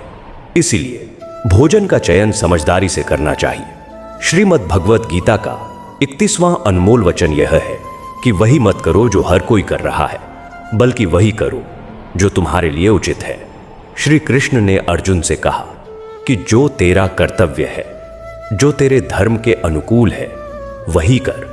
संसार की नकल में अपना मार्ग मत छोड़। अर्जुन ने युद्ध से बचने के लिए सन्यास की बात कही। तब श्री कृष्ण ने समझाया कि सन्यास उसका धर्म नहीं है, वह क्षत्रिय है और उसका कर्तव्य अधर्म का नाश कर धर्म की रक्षा करना है। इसी प्रकार हर व्यक्ति का अपना अलग दायित्व और अपना मार्ग होता है, इसलिए भीड़ के पीछे चलना उचित नहीं। यदि तुम वही करोगे जो सभी कर रहे हैं, तो उसी भीड़ में खो जाओगे। लेकिन यदि तुम अपनी प्रतिभा और सही मार्ग को चुनोगे, तो भीड़ में भी अलग पहचान बनाओगे। श्रीमद् भगवत गीता का 32वां अनमोल वचन यह बताता है कि आलसी व्यक्ति कभी भी कुछ प्राप्त नहीं कर सकता। अधिकतर लोग सपने तो देखते हैं, योजनाएं बनाते हैं, लेकिन कर्म नहीं करते। चाहना आसान है, पर निरंतर प्रयास करना कठिन। हर कोई स्वस्थ शरीर चाहता है, पर उसके लिए परिश्रम आवश्यक है। जो व्यक्ति आलस्य में डूबा रहता है, उसे न अच्छा शरीर मिलता है और न अच्छा जीवन। इसलिए यदि जीवन में कुछ पाना है, तो आलस्य को त्यागना होगा, क्योंकि आलस्य न केवल कुछ देता नहीं, बल्कि जो है उसे भी छीन लेता है। श्रीमद् भगवत गीता का 33वां अनमोल वचन यह सिखाता है कि दुष्ट व्यक्ति अपनी दुष्टता नहीं छोड़ता, चाहे आप उसके साथ कितना भी अच्छा व्यवहार क्यों ना करें, वह किसी न किसी रूप में आपको कष्ट देगा। इसलिए जैसा व्यक्ति हो, उसके साथ वैसा ही व्यवहार करें। दुर्योधन को युधिष्ठिर ने संकट में बचाया, फिर भी उसने पांडवों को हानि ही पहुंचाई। इससे यही शिक्षा मिलती है कि जो जैसा है उसे वैसा ही समझकर व्यवहार करना चाहिए, क्योंकि अत्यधिक भलमनसाहत कई बार स्वयं के लिए नुकसान बन जाती है। श्रीमद् भगवत गीता का 34वां अमूल्य संदेश यह सिखाता है कि अपनापन और अभाव दोनों ही ऐसे अनुभव हैं जो मनुष्य को भीतर से झकझोर कर बदल देते हैं। जैसे आप दूसरों से संवाद करते हैं, वैसे ही आपको दूसरों की बातों को ध्यान से सुनना भी सीखना चाहिए। इस उपदेश में ईश्वर को अपना सबसे निकट मित्र बनाने की प्रेरणा दी गई है, क्योंकि परमात्मा ही ऐसा सच्चा साथी है जो तब भी साथ देता है जब पूरा संसार मुंह मोड़ लेता है। इसलिए ऐसे मित्र चुनो जो आपको श्रेष्ठ बनने के लिए प्रेरित करे, आपकी चिंता करे और जिनके साथ आपको घर जैसा सुकून मिले। सच्चे मित्र वही होते हैं जो संकट में साथ निभाते हैं और आपको समझते हैं। मृत्यु के क्षण में कोई भी साथ नहीं जाता, केवल आपके कर्म ही यह तय करते हैं कि आपकी यात्रा किस दिशा में होगी। इस शिक्षा का दूसरा पक्ष यह है कि जीवन की कठिनाइयों से भागना नहीं चाहिए और न ही भाग्य या ईश्वर को दोष देना चाहिए। धैर्य रखो, क्योंकि सही समय आने तक स्वयं को स्थिर और मजबूत बनाए रखना आवश्यक है। मनुष्य का सबसे सच्चा मित्र उसका मन और आत्मा होते हैं, जो सही कार्य पर प्रोत्साहित करते हैं और गलत राह पर जाने से रोकते हैं। इसलिए अपने कर्मों पर ध्यान केंद्रित करो और अपने मन तथा आत्मा को ही अपना सर्वोत्तम साथी मानो, क्योंकि वही जीवन को सही दिशा दिखाते हैं। श्रीमद् भगवद गीता का 35वां अनमोल वचन यह है कि जब लोग कहते हैं कि उनका समय खराब चल रहा है और उन्हें समझ नहीं आता कि क्या करें, तब वे एक जरूरी काम करना छोड़ देते हैं। इसे एक कथा से समझा जा सकता है। एक अत्यंत गरीब किसान था जो निर्धन होते हुए भी परिश्रमी और संतुष्ट था। वह प्रतिदिन सुबह कुछ समय मंदिर जाकर ईश्वर की प्रार्थना करता और फिर खेतों में मेहनत करता। उसकी पत्नी भी उसके साथ भक्ति में लीन रहती थी। उसकी आमदनी सीमित थी, फिर भी वह अपनी कमाई का कुछ अंश दूसरों की सहायता में लगाता था। एक बार गांव में भयंकर बीमारी फैल गई और उसका इकलौता पुत्र गंभीर रूप से बीमार पड़ गया। गांव में उचित इलाज न होने के कारण उसे शहर ले जाना पड़ा, जहां इलाज अत्यंत महंगा था। किसान धीरे धीरे टूटने लगा और निराशा में डूब गया। एक दिन वह अस्पताल में फूट फूट कर रो पड़ा और कभी स्वयं को, कभी भगवान को दोष देने लगा। उसकी पत्नी का विश्वास अडिग था, लेकिन किसान की आशा बुझ चुकी थी। पास ही एक मंदिर था, जहां उसकी पत्नी प्रतिदिन प्रार्थना करने जाती रही। डॉक्टर ने बताया कि इलाज के लिए बड़ी राशि चाहिए, जो किसान के लिए असंभव थी। एक दिन मंदिर में एक सेठ आया, जिसने बताया कि उसने किसान की परेशानी सुनकर इलाज का प्रबंध कर दिया है। सेठ ने बताया कि उसकी पत्नी भी उसी अस्पताल में थी और बातचीत में उसे किसान की स्थिति का पता चला। उसने जितना संभव था उतनी सहायता की और जरूरत पड़ने पर और मदद का भरोसा दिया।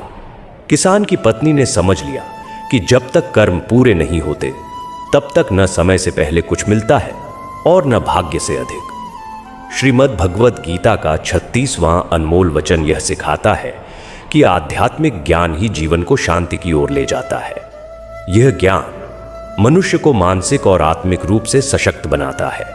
इसलिए ईश्वर में आस्था रखो और उसकी शिक्षाओं का पालन करो। लोगों की बातों में उलझोगे तो स्वयं पर विश्वास कम होता जाएगा। खुद पर भरोसा रखो, अपने बल पर आगे बढ़ो और अपना मार्ग स्वयं तय करो। जीवन अनिश्चित और सीमित है, इसलिए समय नष्ट मत करो। अतीत से दुखी होने के बजाय उससे सीख लो। वर्तमान को सुधारो और भविष्य को उज्जवल बनाओ। कर्म करते रहो और परिणाम ईश्वर पर छोड़ दो। जितना अधिक पुरुषार्थ करोगे उतना ही उन्नति का मार्ग सरल होगा। स्वयं को ईश्वर को समर्पित करो। नित्य अच्छे कर्म करो, परोपकार करो और दूसरों को सही दिशा दिखाते रहो। एक विवेकी मनुष्य कभी भी विषय भोगों में सुख नहीं खोजता। इसलिए ज्ञानी व्यक्ति मानता है कि जो बीत गया वह भी उचित था, जो घट रहा है वह भी सही है और जो आगे होगा वह भी मंगलकारी ही होगा। मित्रों, केवल वेद पुराण पढ़ लेने से कोई लाभ नहीं होता जब तक उनमें बताए गए उपदेशों को अपने जीवन में उतारा और अपनाया न जाए। उनका आचरण में पालन जरूरी है। रावण अत्यंत बुद्धिमान अवश्य था, पर वह सच्चा ज्ञानी नहीं था। उसके अज्ञान ने उसे क्रोध, वासना और अहंकार से भर दिया और यही उसके विनाश का मुख्य कारण बना। श्री कृष्ण कहते हैं, मैं सभी जीवों को समान दृष्टि से देखता हूं। मेरे लिए न कोई अधिक प्रिय है न कोई कम। वह ज्ञान व्यर्थ है जो केवल तुम्हारे भीतर ही सीमित रह जाए। उस विद्या का कोई महत्व नहीं जिससे समाज और संसार का कल्याण न हो सके। तुम व्यर्थ चिंता क्यों करते हो? भयभीत क्यों होते हो? तुम्हें कौन मार सकता है? आत्मा न जन्म लेती है और न ही कभी मारी जा सकती है। यही जीवन का परम सत्य है। मनुष्य का कर्म ही उसे ईश्वर के समीप लाता है या उससे दूर ले जाता है। इसलिए सदैव शुभ कर्म ही करना चाहिए।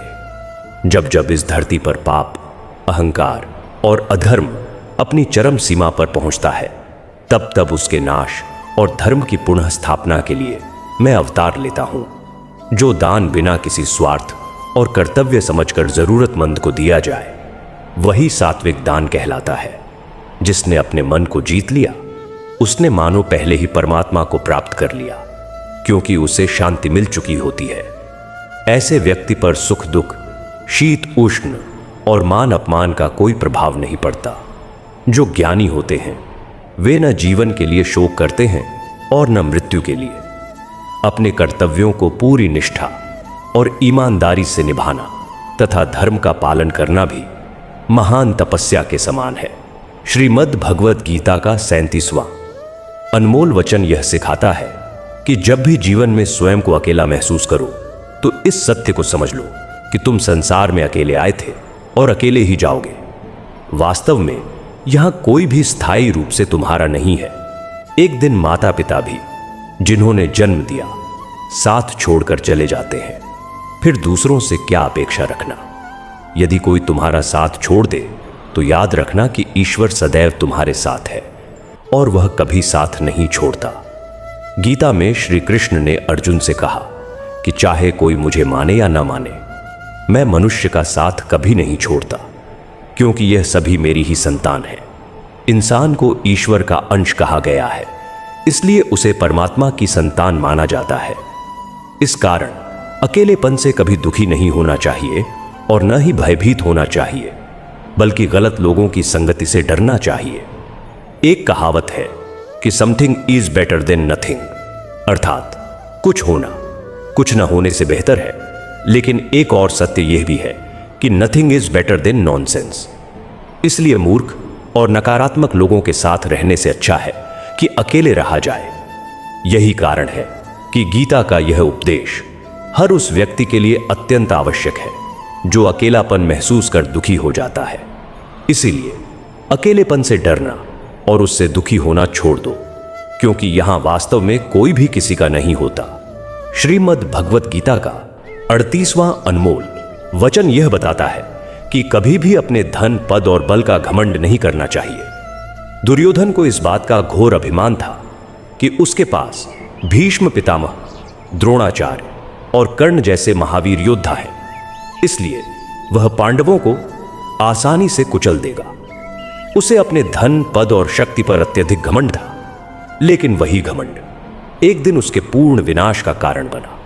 जो लोग धन या शक्ति के अहंकार में दूसरों को अपमानित करते हैं और पीड़ा पहुंचाते हैं, एक दिन वही अहंकार उन्हें समाप्त कर देता है। इसीलिए जीवन में चाहे आप कितने भी सफल और महान क्यों न बन जाएं, कभी भी अपने अहंकार का प्रदर्शन दूसरों पर न करें।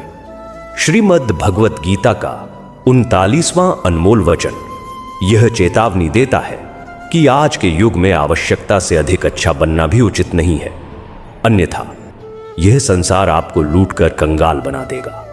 पांडवों की कथा यह सिखाती है कि अत्यधिक भलमनसाहत कई बार गहरे दुख का कारण बन जाती है। पांडव सदैव धर्म के मार्ग पर चले, कभी अधर्म नहीं किया, फिर भी उनका राज्य छिन गया। उनकी पत्नी का अपमान भरी सभा में किया गया और उन्हें भिक्षा पर जीवन बिताना पड़ा। इसका कारण यही था कि वे जरूरत से ज्यादा अच्छे बने रहे। वह तो प्राचीन समय की बात थी। आज की दुनिया तो और भी अधिक बदल चुकी है, जहां अच्छे इंसान की इज्जत कम और उसका उपयोग अधिक किया जाता है। यदि आप भी लोगों के साथ सद्भावना से पेश आते हैं तो आप इस सत्य को स्वयं महसूस करेंगे कि जितना अधिक आप अच्छा व्यवहार करते हैं, उतना ही अधिक लोग आपके साथ अनुचित व्यवहार करने लगते हैं। लोग आपका उतना ही ज्यादा लाभ उठाने लगते हैं। आप दूसरों की खुशी के लिए निरंतर त्याग करते रहते हैं और सामने वाला केवल स्वार्थ साधने में लगा रहता है। इसीलिए आज के समय में यदि सुखी रहना है तो अत्यधिक भलमनसाहत मत दिखाओ। इसका यह अर्थ नहीं कि आप बुरे व्यक्ति बन जाएं। आप अच्छे और सच्चे कर्म अवश्य करें, लेकिन अपनी नजरों में अच्छे बने रहें। संसार की नजर में अच्छा दिखने की कोशिश कभी मत करना। श्रीमद् भगवत गीता का 40वां उपदेश यह सिखाता है कि जो बात आंखों से दिखाई दे रही हो उस पर भी तुरंत विश्वास नहीं करना चाहिए। आपने अनेक कथाएं सुनी होंगी जहां प्रत्यक्ष दिखने वाली बात भी सत्य नहीं होती। इसीलिए किसी पर भरोसा करने में कभी जल्दबाजी नहीं करनी चाहिए। श्रीमद् भगवत गीता का 41वां अनमोल वचन यह है कि जीवन में जब भी कठिन समय आए तो साहस मत खो, केवल थोड़ा संयम रखो। जो लोग संकट के समय खुद को संभाल कर धैर्य रखते हैं वे हर समस्या को पार कर लेते हैं। एक राजा अपने गुरु के पास गया और बोला कि राज्य में सब कुछ ठीक है, लेकिन समय का भरोसा नहीं। यदि कभी बुरा समय आए तो उससे निकलने का कोई मंत्र दीजिए। गुरु ने उसे एक ताबीज दिया और कहा कि जब जीवन में सबसे कठिन घड़ी आए तब इसे खोलकर पढ़ना। समय बीता और एक दिन शत्रु राजा ने आक्रमण कर दिया। राजा को अपना राज्य छोड़कर भागना पड़ा। वह अत्यंत दुखी हुआ और गुरु के ताबीज को याद किया। उसने सोचा इससे बुरा समय और क्या हो सकता है। उसने ताबीज खोला तो उसमें लिखा था, यह समय भी गुजर जाएगा। इस वाक्य को पढ़ते ही राजा के भीतर नई शक्ति जागी और उसे विश्वास हो गया कि यह दुख स्थायी नहीं है। उसने साहस जुटाया, सेना संगठित की और पुनः आक्रमण कर अपना राज्य वापस पा लिया। इसलिए जीवन में परिस्थितियां कितनी भी कठिन क्यों न हो, वे सदा नहीं रहती। समय बदलता अवश्य है। हमारी जिंदगी में कई बार दुख और संकट आते हैं, फिर भी हम हर बार उनसे बाहर निकल आते हैं। इसी तरह जब भी आपके जीवन में बुरा समय आए, यह विश्वास बनाए रखें कि यह दौर भी बीत जाएगा। इसलिए हिम्मत मत हारिए। यदि आपके भीतर धैर्य है तो आप हर कठिन समय को पार कर सकते हैं। श्रीमद् भगवत गीता का 42वां वचन यह है कि कुछ भी कहने से पहले अपने शब्दों की मर्यादा अवश्य जांच लेनी चाहिए। मित्रों, यदि लोग अपनी वाणी पर संयम रखते तो महाभारत का युद्ध भी न होता। यदि द्रौपदी दुर्योधन को कटु शब्द न कहती तो इतिहास बदल सकता था। शिशुपाल और शकुनी सदैव तीखे वचन बोलते थे। इसलिए बोलने से पहले 100 बार सोचना चाहिए, क्योंकि शस्त्र केवल शरीर को चोट पहुंचाता है, लेकिन शब्द मन और आत्मा को गहराई से घायल कर देते हैं। श्रीमद् भगवत गीता का 43वां अनमोल वचन यह है कि आज मनुष्य ही मनुष्य का सबसे बड़ा शत्रु बन गया है। चाहे व्यापार हो, रिश्ते हो या कोई भी क्षेत्र, हर जगह इंसान ही इंसान को नुकसान पहुंचा रहा है। प्रतिस्पर्धा बढ़ चुकी है, चोरी और अपराध बढ़ गए हैं। शास्त्रों में कलयुग के जो लक्षण बताए गए थे कि मनुष्य ही मनुष्य को निगल जाएगा, वह समय अब आ चुका है। आज इंसान एक दूसरे का व्यापार छीन रहा है, नौकरियां छीन रहा है और जीवन की खुशियां तक छीन रहा है। जो दुखी है उसे और दुखी किया जा रहा है और जो खुश है उसे परेशान किया जा रहा है। यही आज की सच्चाई बन चुकी है। कहने भर को तो सभी मनुष्य कहलाते हैं, पर मानवीय संवेदना कहीं नजर ही नहीं आती। एक धनवान व्यक्ति के घर के बाहर से एक भिक्षुक गुजर रहा था। उसने उस सेठ से विनती की कि मुझे एक लोटा पानी पिला दीजिए, बहुत प्यास लगी है। मैं बहुत दूर से पैदल आया हूं, अब तो जान निकल रही है। तब सेठ ने उत्तर दिया कि अभी कोई आदमी मौजूद नहीं है, जब आदमी आएगा तब तुम्हें पानी मिल जाएगा।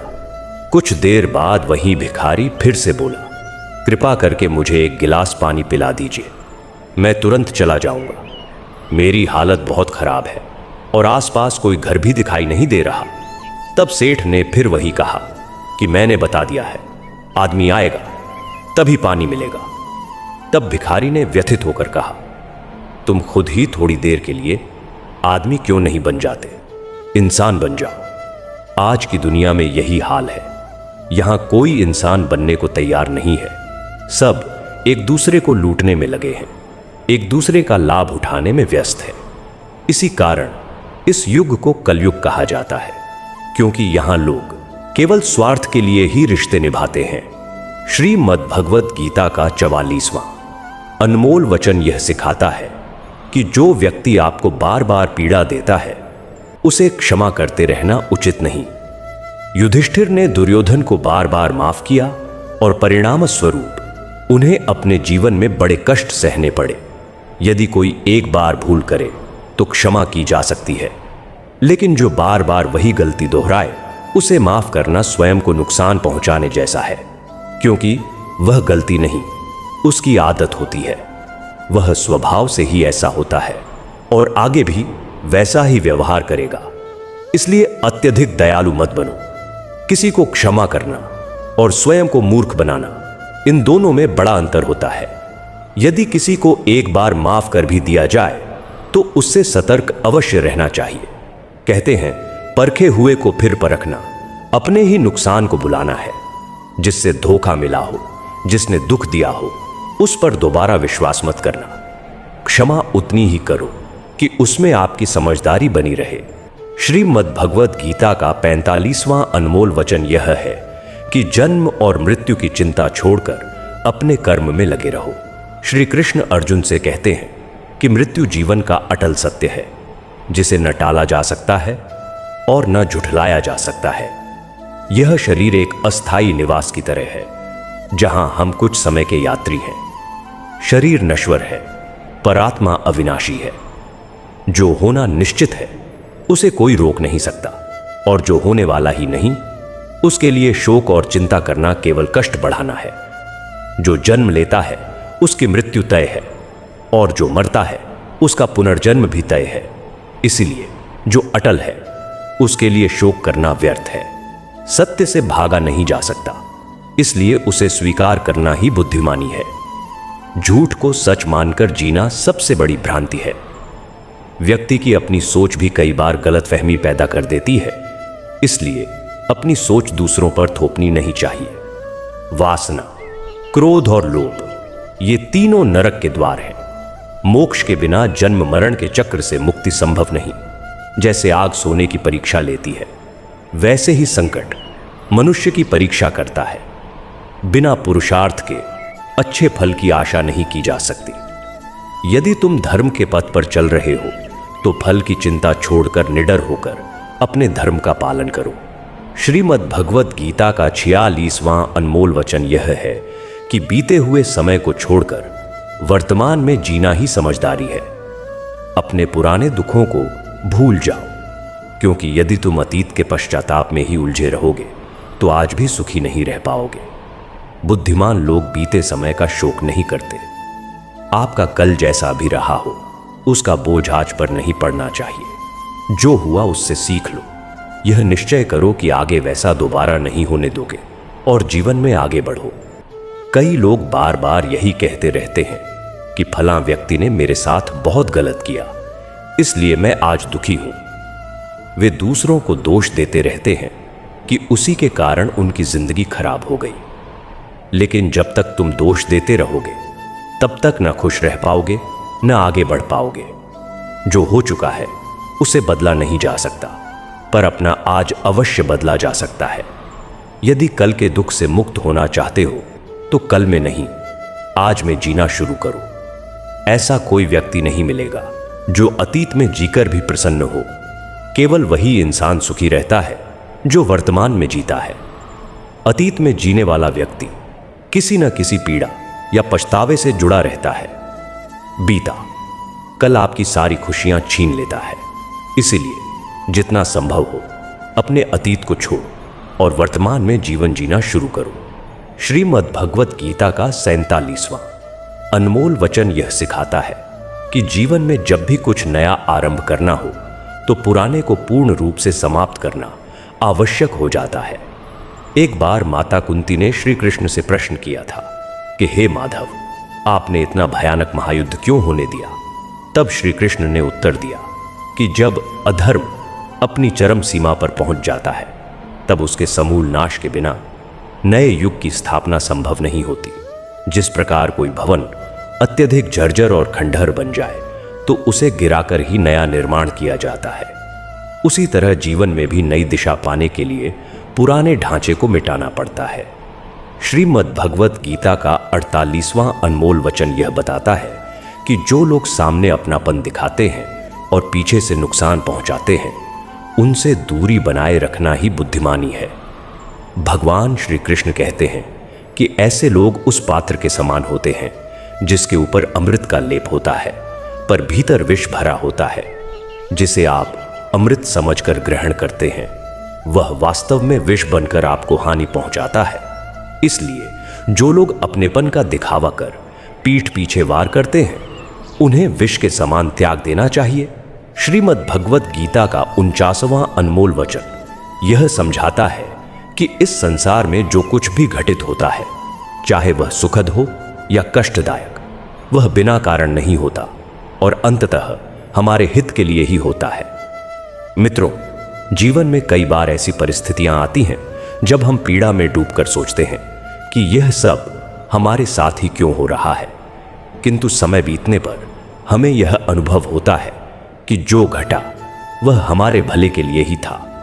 एक गांव में एक निर्धन स्त्री रहती थी। जब उसका पुत्र जन्मा तो वह पूर्णतः स्वस्थ था, पर एक दुर्घटना में उसके हाथ की एक उंगली कट गई। मां इस घटना से अत्यंत दुखी हुई और बार बार ईश्वर को दोष देती रही कि उसके बच्चे के साथ ऐसा क्यों हुआ। समय के साथ एक दिन उस गांव में साधु के वेश में एक मायावी राक्षस आया, जो अपनी शक्ति बढ़ाने के लिए बच्चों की बलि देता था। वह उस बालक को भी उठा ले गया, किंतु बलि देते समय उसे अपने गुरु की शर्त याद आई कि जिस बालक की बलि दी जाए उसके सभी अंग पूर्ण होने चाहिए। बालक की उंगली कटी होने के कारण राक्षस उसे छोड़कर चला गया। उस क्षण मां को समझ आया कि यदि उंगली न कटी होती तो उसका पुत्र जीवित न बचता। तब उसने ईश्वर को धन्यवाद दिया। श्रीमद् भगवत गीता का 50वां अनमोल वचन यह कहता है कि किसी का उपकार करके उस पर एहसान नहीं जताना चाहिए, अन्यथा वह कर्म निष्फल हो जाता है और उससे प्राप्त होने वाला यश भी व्यर्थ हो जाता है। यह सोचकर कभी अभिमान नहीं करना चाहिए कि हमने अनेक लोगों की सहायता की है, क्योंकि वास्तविक कर्ता तो स्वयं ईश्वर होते हैं और हम केवल माध्यम मात्र होते हैं। ज्ञान सदा बुद्धि को श्रेष्ठ बनाता है, इसलिए ज्ञान प्राप्त करते रहो और उसे बांटते रहो ताकि औरों का जीवन भी सुधर सके। जो व्यक्ति केवल फल की इच्छा से कर्म करता है वह कर्म बंधन में ही फंसा रहता है। मन से मैं तू, मेरा तेरा, छोटा बड़ा, अपना पराया मिटा दो, तब सब तुम्हारा है और तुम सबके हो। फल की लालसा त्याग कर निरंतर कर्म करने वाला मनुष्य ही जीवन में सच्चा सुख और संतोष प्राप्त करता है। वही शांति को पाता है जो मैं और मेरा तथा मैंने किया जैसी इच्छाओं से ऊपर उठ जाता है। श्रीमद् भगवत गीता का 51वां अनमोल वचन यह है कि जीवन में संतोष रखने वाला व्यक्ति ही सदा सुखी रहता है। जो प्राप्त नहीं हुआ उसके लिए शोक करने के बजाय जो ईश्वर ने दिया है उसका आनंद लेना चाहिए। एक बार एक व्यक्ति समुद्र तट पर टहल रहा था। अचानक उसकी नजर चांदी के एक डंडे पर पड़ी जो लहरों के साथ बहकर किनारे आ गया था। वह अत्यंत प्रसन्न हुआ और उसे उठा लिया। धूप बढ़ने पर उसका मन समुद्र में स्नान करने का हुआ, किंतु उसने सोचा कि यदि डंडा किनारे रखा तो कोई ले जाएगा, इसलिए वह उसे हाथ में लेकर ही नहाने लगा। तभी एक बड़ी लहर आई और डंडे को बहाकर ले गई। वह व्यक्ति दुखी होकर बैठ गया और रोने लगा। तभी उधर से एक संत गुजर रहे थे। उसकी व्यथा सुनकर संत ने कहा, जब वह डंडा तुम्हारा था ही नहीं तो फिर इतना शोक क्यों? संत की बात सुनकर वह व्यक्ति समझ गया कि जो वस्तु हमारी नहीं होती उसके जाने का दुख भी व्यर्थ है। कई खुशियां हमें बिना प्रयास के मिलती हैं और कई कठिन परिश्रम से। जो सहज मिलती है वे ईश्वर की कृपा होती है, पर हम उन्हें गिनते नहीं और उन वस्तुओं का दुख मनाते हैं जो हमारे पास नहीं है। इंसान बंगले, गाड़ियां, पद और शक्ति की चाह में यह भूल जाता है कि एक दिन सब छोड़कर उसे आगे बढ़ जाना है। तभी भगवान श्री कृष्ण ने कहा है कि तुम्हारा क्या गया जिस पर तुम रोते हो? तुम क्या लाए थे जो खो दिया? न तुम कुछ लेकर आए थे और न ही कुछ लेकर जाओगे। खाली हाथ आए थे और खाली हाथ ही जाओगे। जो आज तुम्हारा है वह पहले किसी और का था और आगे किसी और का होगा। इसी को अपना मानकर आसक्त होना ही तुम्हारे दुखों का कारण है। श्रीमद् भगवत गीता का 52वां दिव्य संदेश यह बताता है कि गुस्सा इंसान को भीतर से समाप्त कर देता है। क्रोध में डूबा व्यक्ति किसी का मित्र नहीं रह पाता। हर कोई उससे दूरी बना लेता है। उसके संबंध धीरे धीरे टूट जाते हैं। जो व्यक्ति अपने गुस्से को काबू में नहीं रख पाता वह जीवन की किसी भी स्थिति को नहीं संभाल पाता। क्रोध करना निरर्थक है। यदि आप आवेश में आकर तुरंत प्रतिक्रिया देते हैं तो इसका सीधा अर्थ है कि आपको परमात्मा द्वारा बनाए गए नियम अर्थात कर्म पर विश्वास नहीं है। इसी कारण भगवान श्री कृष्ण कहते हैं कि क्रोध से मनुष्य की बुद्धि नष्ट हो जाती है, अर्थात वह विवेकहीन बन जाता है। इसके फलस्वरूप स्मरण शक्ति भ्रमित हो जाती है। स्मृति के भ्रम से विवेक समाप्त हो जाता है, और जब विवेक नष्ट हो जाता है तब मनुष्य स्वयं अपना विनाश कर लेता है। श्रीमद् भगवत गीता का 53वां अनमोल विचार यह सिखाता है कि मनुष्य को सुख और दुख दोनों हालात को समान दृष्टि से स्वीकार करना चाहिए। जैसे हम प्रसन्नता को अपनाते हैं वैसे ही पीड़ा को भी ग्रहण करना चाहिए, क्योंकि जीवन की संपूर्णता खुशी और कष्ट दोनों से मिलकर बनती है। मित्रों, जब महाभारत का संग्राम समाप्त हुआ तब युधिष्ठिर ने हस्तिनापुर का सिंहासन संभाला। सब कुछ सामान्य होने लगा। तभी वह क्षण आया जिसे कोई भी पांडव नहीं चाहता था। भगवान श्री कृष्ण द्वारिका प्रस्थान करने वाले थे। सभी पांडव अत्यंत दुखी हो गए। श्री कृष्ण उन्हें अपने शरीर के अंग समान प्रतीत होते थे। उनके बिछड़ने की कल्पना से ही वे विचलित हो उठते थे। किंतु श्री कृष्ण का जाना निश्चित था। कोई भी उन्हें रोकना नहीं चाहता था, पर रोक भी नहीं सकता था। भगवान एक एक कर अपने सभी प्रियजनों से मिल रहे थे। सबको कोई न कोई भेंट देकर श्री कृष्ण ने विदाई ली। अंत में वे पांडवों की माता तथा अपनी बुआ कुंती के पास पहुंचे। श्री कृष्ण ने कुंती से कहा, बुआ, आपने आज तक मुझसे अपने लिए कुछ नहीं मांगा, आज कुछ मांग लीजिए, मैं देना चाहता हूं। कुंती की आंखें नम हो गईं। उन्होंने रोते हुए कहा, हे कृष्ण, यदि देना ही चाहते हो तो मुझे दुख दे दो, मैं बहुत सारा दुख चाहती हूं। श्री कृष्ण चकित रह गए। उन्होंने पूछा, ऐसा क्यों बुआ, तुम्हें दुख क्यों चाहिए? कुंती ने उत्तर दिया, जब जीवन में दुख रहता है तब तुम्हारा स्मरण बना रहता है। हर पल तुम याद आते हो। सुख में तो कभी कभी ही तुम्हारी याद आती है। जब तुम याद आते हो तब मैं तुम्हारी भक्ति और प्रार्थना कर पाती हूं। तभी मित्रों, भगवान श्री कृष्ण कहते हैं कि जो न हर्षित होता है, न द्वेष करता है, न शोक करता है, न कामना करता है, और जो शुभ अशुभ कर्मों का त्यागी है, वही भक्ति से युक्त पुरुष मुझे अत्यंत प्रिय है। श्रीमद् भगवत गीता का 54वां अनमोल वचन यह है कि अत्यधिक मीठा बोलने वालों और जरूरत से ज्यादा प्रशंसा करने वालों से सावधान रहना चाहिए, क्योंकि लोग मधुर वाणी तभी अपनाते हैं जब उन्हें आपसे अपना स्वार्थ सिद्ध करना होता है। आपकी तारीफ भी तभी होती है जब सामने वाले को आपसे कोई लाभ चाहिए होता है। यह याद रखिए कि जीवन में प्रशंसा कभी मुफ्त में नहीं मिलती। यदि कोई आपकी प्रशंसा कर रहा है तो बदले में कुछ न कुछ कीमत चुकानी पड़ती है। इसलिए जो बहुत मीठा बोलते हैं या बार बार आपकी तारीफ करते हैं, उनसे सचेत रहना आवश्यक है। श्रीमद् भगवत गीता का 55वां अमूल्य उपदेश यह है कि अपने मन को शांत रखना सीखिए, क्योंकि अशांत मन जीवन में दुख के अलावा कुछ नहीं देता, जबकि शांत मन प्रेम और आनंद प्रदान करता है। सुख और दुख दोनों ही शांत या अशांत मन के परिणाम होते हैं। अशांत मन पीड़ा को जन्म देता है और शांत मन परम आनंद को उत्पन्न करता है। मन में संदेहों को कभी स्थान मत दीजिए। ये शंकाएं मन में गलतफहमियों के पहाड़ खड़े कर देती हैं, जिससे जीवन की शांति छिन जाती है। इसीलिए श्री कृष्ण कहते हैं कि मनुष्य को अपने मन पर नियंत्रण रखना चाहिए। जो अपने मन को वश में कर लेता है, उसका मन उसका मित्र बन जाता है, और जो मन को नियंत्रित नहीं कर पाता, उसका मन उसका सबसे बड़ा शत्रु बन जाता है। श्रीमद् भगवत गीता का 56वां अनमोल वचन यह है कि जीवन की सफलता और असफलता बहुत हद तक आपकी संगति पर निर्भर करती है। मित्रों, श्री कृष्ण कहते हैं, जैसी संगत वैसी रंगत और जैसी रंगत वैसा जीवन। आप स्वयं कितने ही अच्छे क्यों न हो, यदि आपकी संगत गलत है तो आपका पतन निश्चित है। लेकिन यदि आप स्वयं में कमियां रखते हो और आपकी संगति अच्छे लोगों से हो तथा आप उनकी बातों को मानते भी हो, तो निश्चय ही आपका उत्थान होगा। कौरवों के साथ शकुनी जैसे लोग थे, जबकि पांडवों के साथ स्वयं कृष्ण थे। यदि आपकी संगत शकुनी जैसे लोगों से है तो समझ लीजिए आपकी बुद्धि का मार्ग बंद हो चुका है, क्योंकि जैसा कहा गया है कि धर्म से भरा हृदय धर्म का मार्ग दिखाता है, जबकि अधर्म से भरा हृदय अधर्म की सलाह देता है।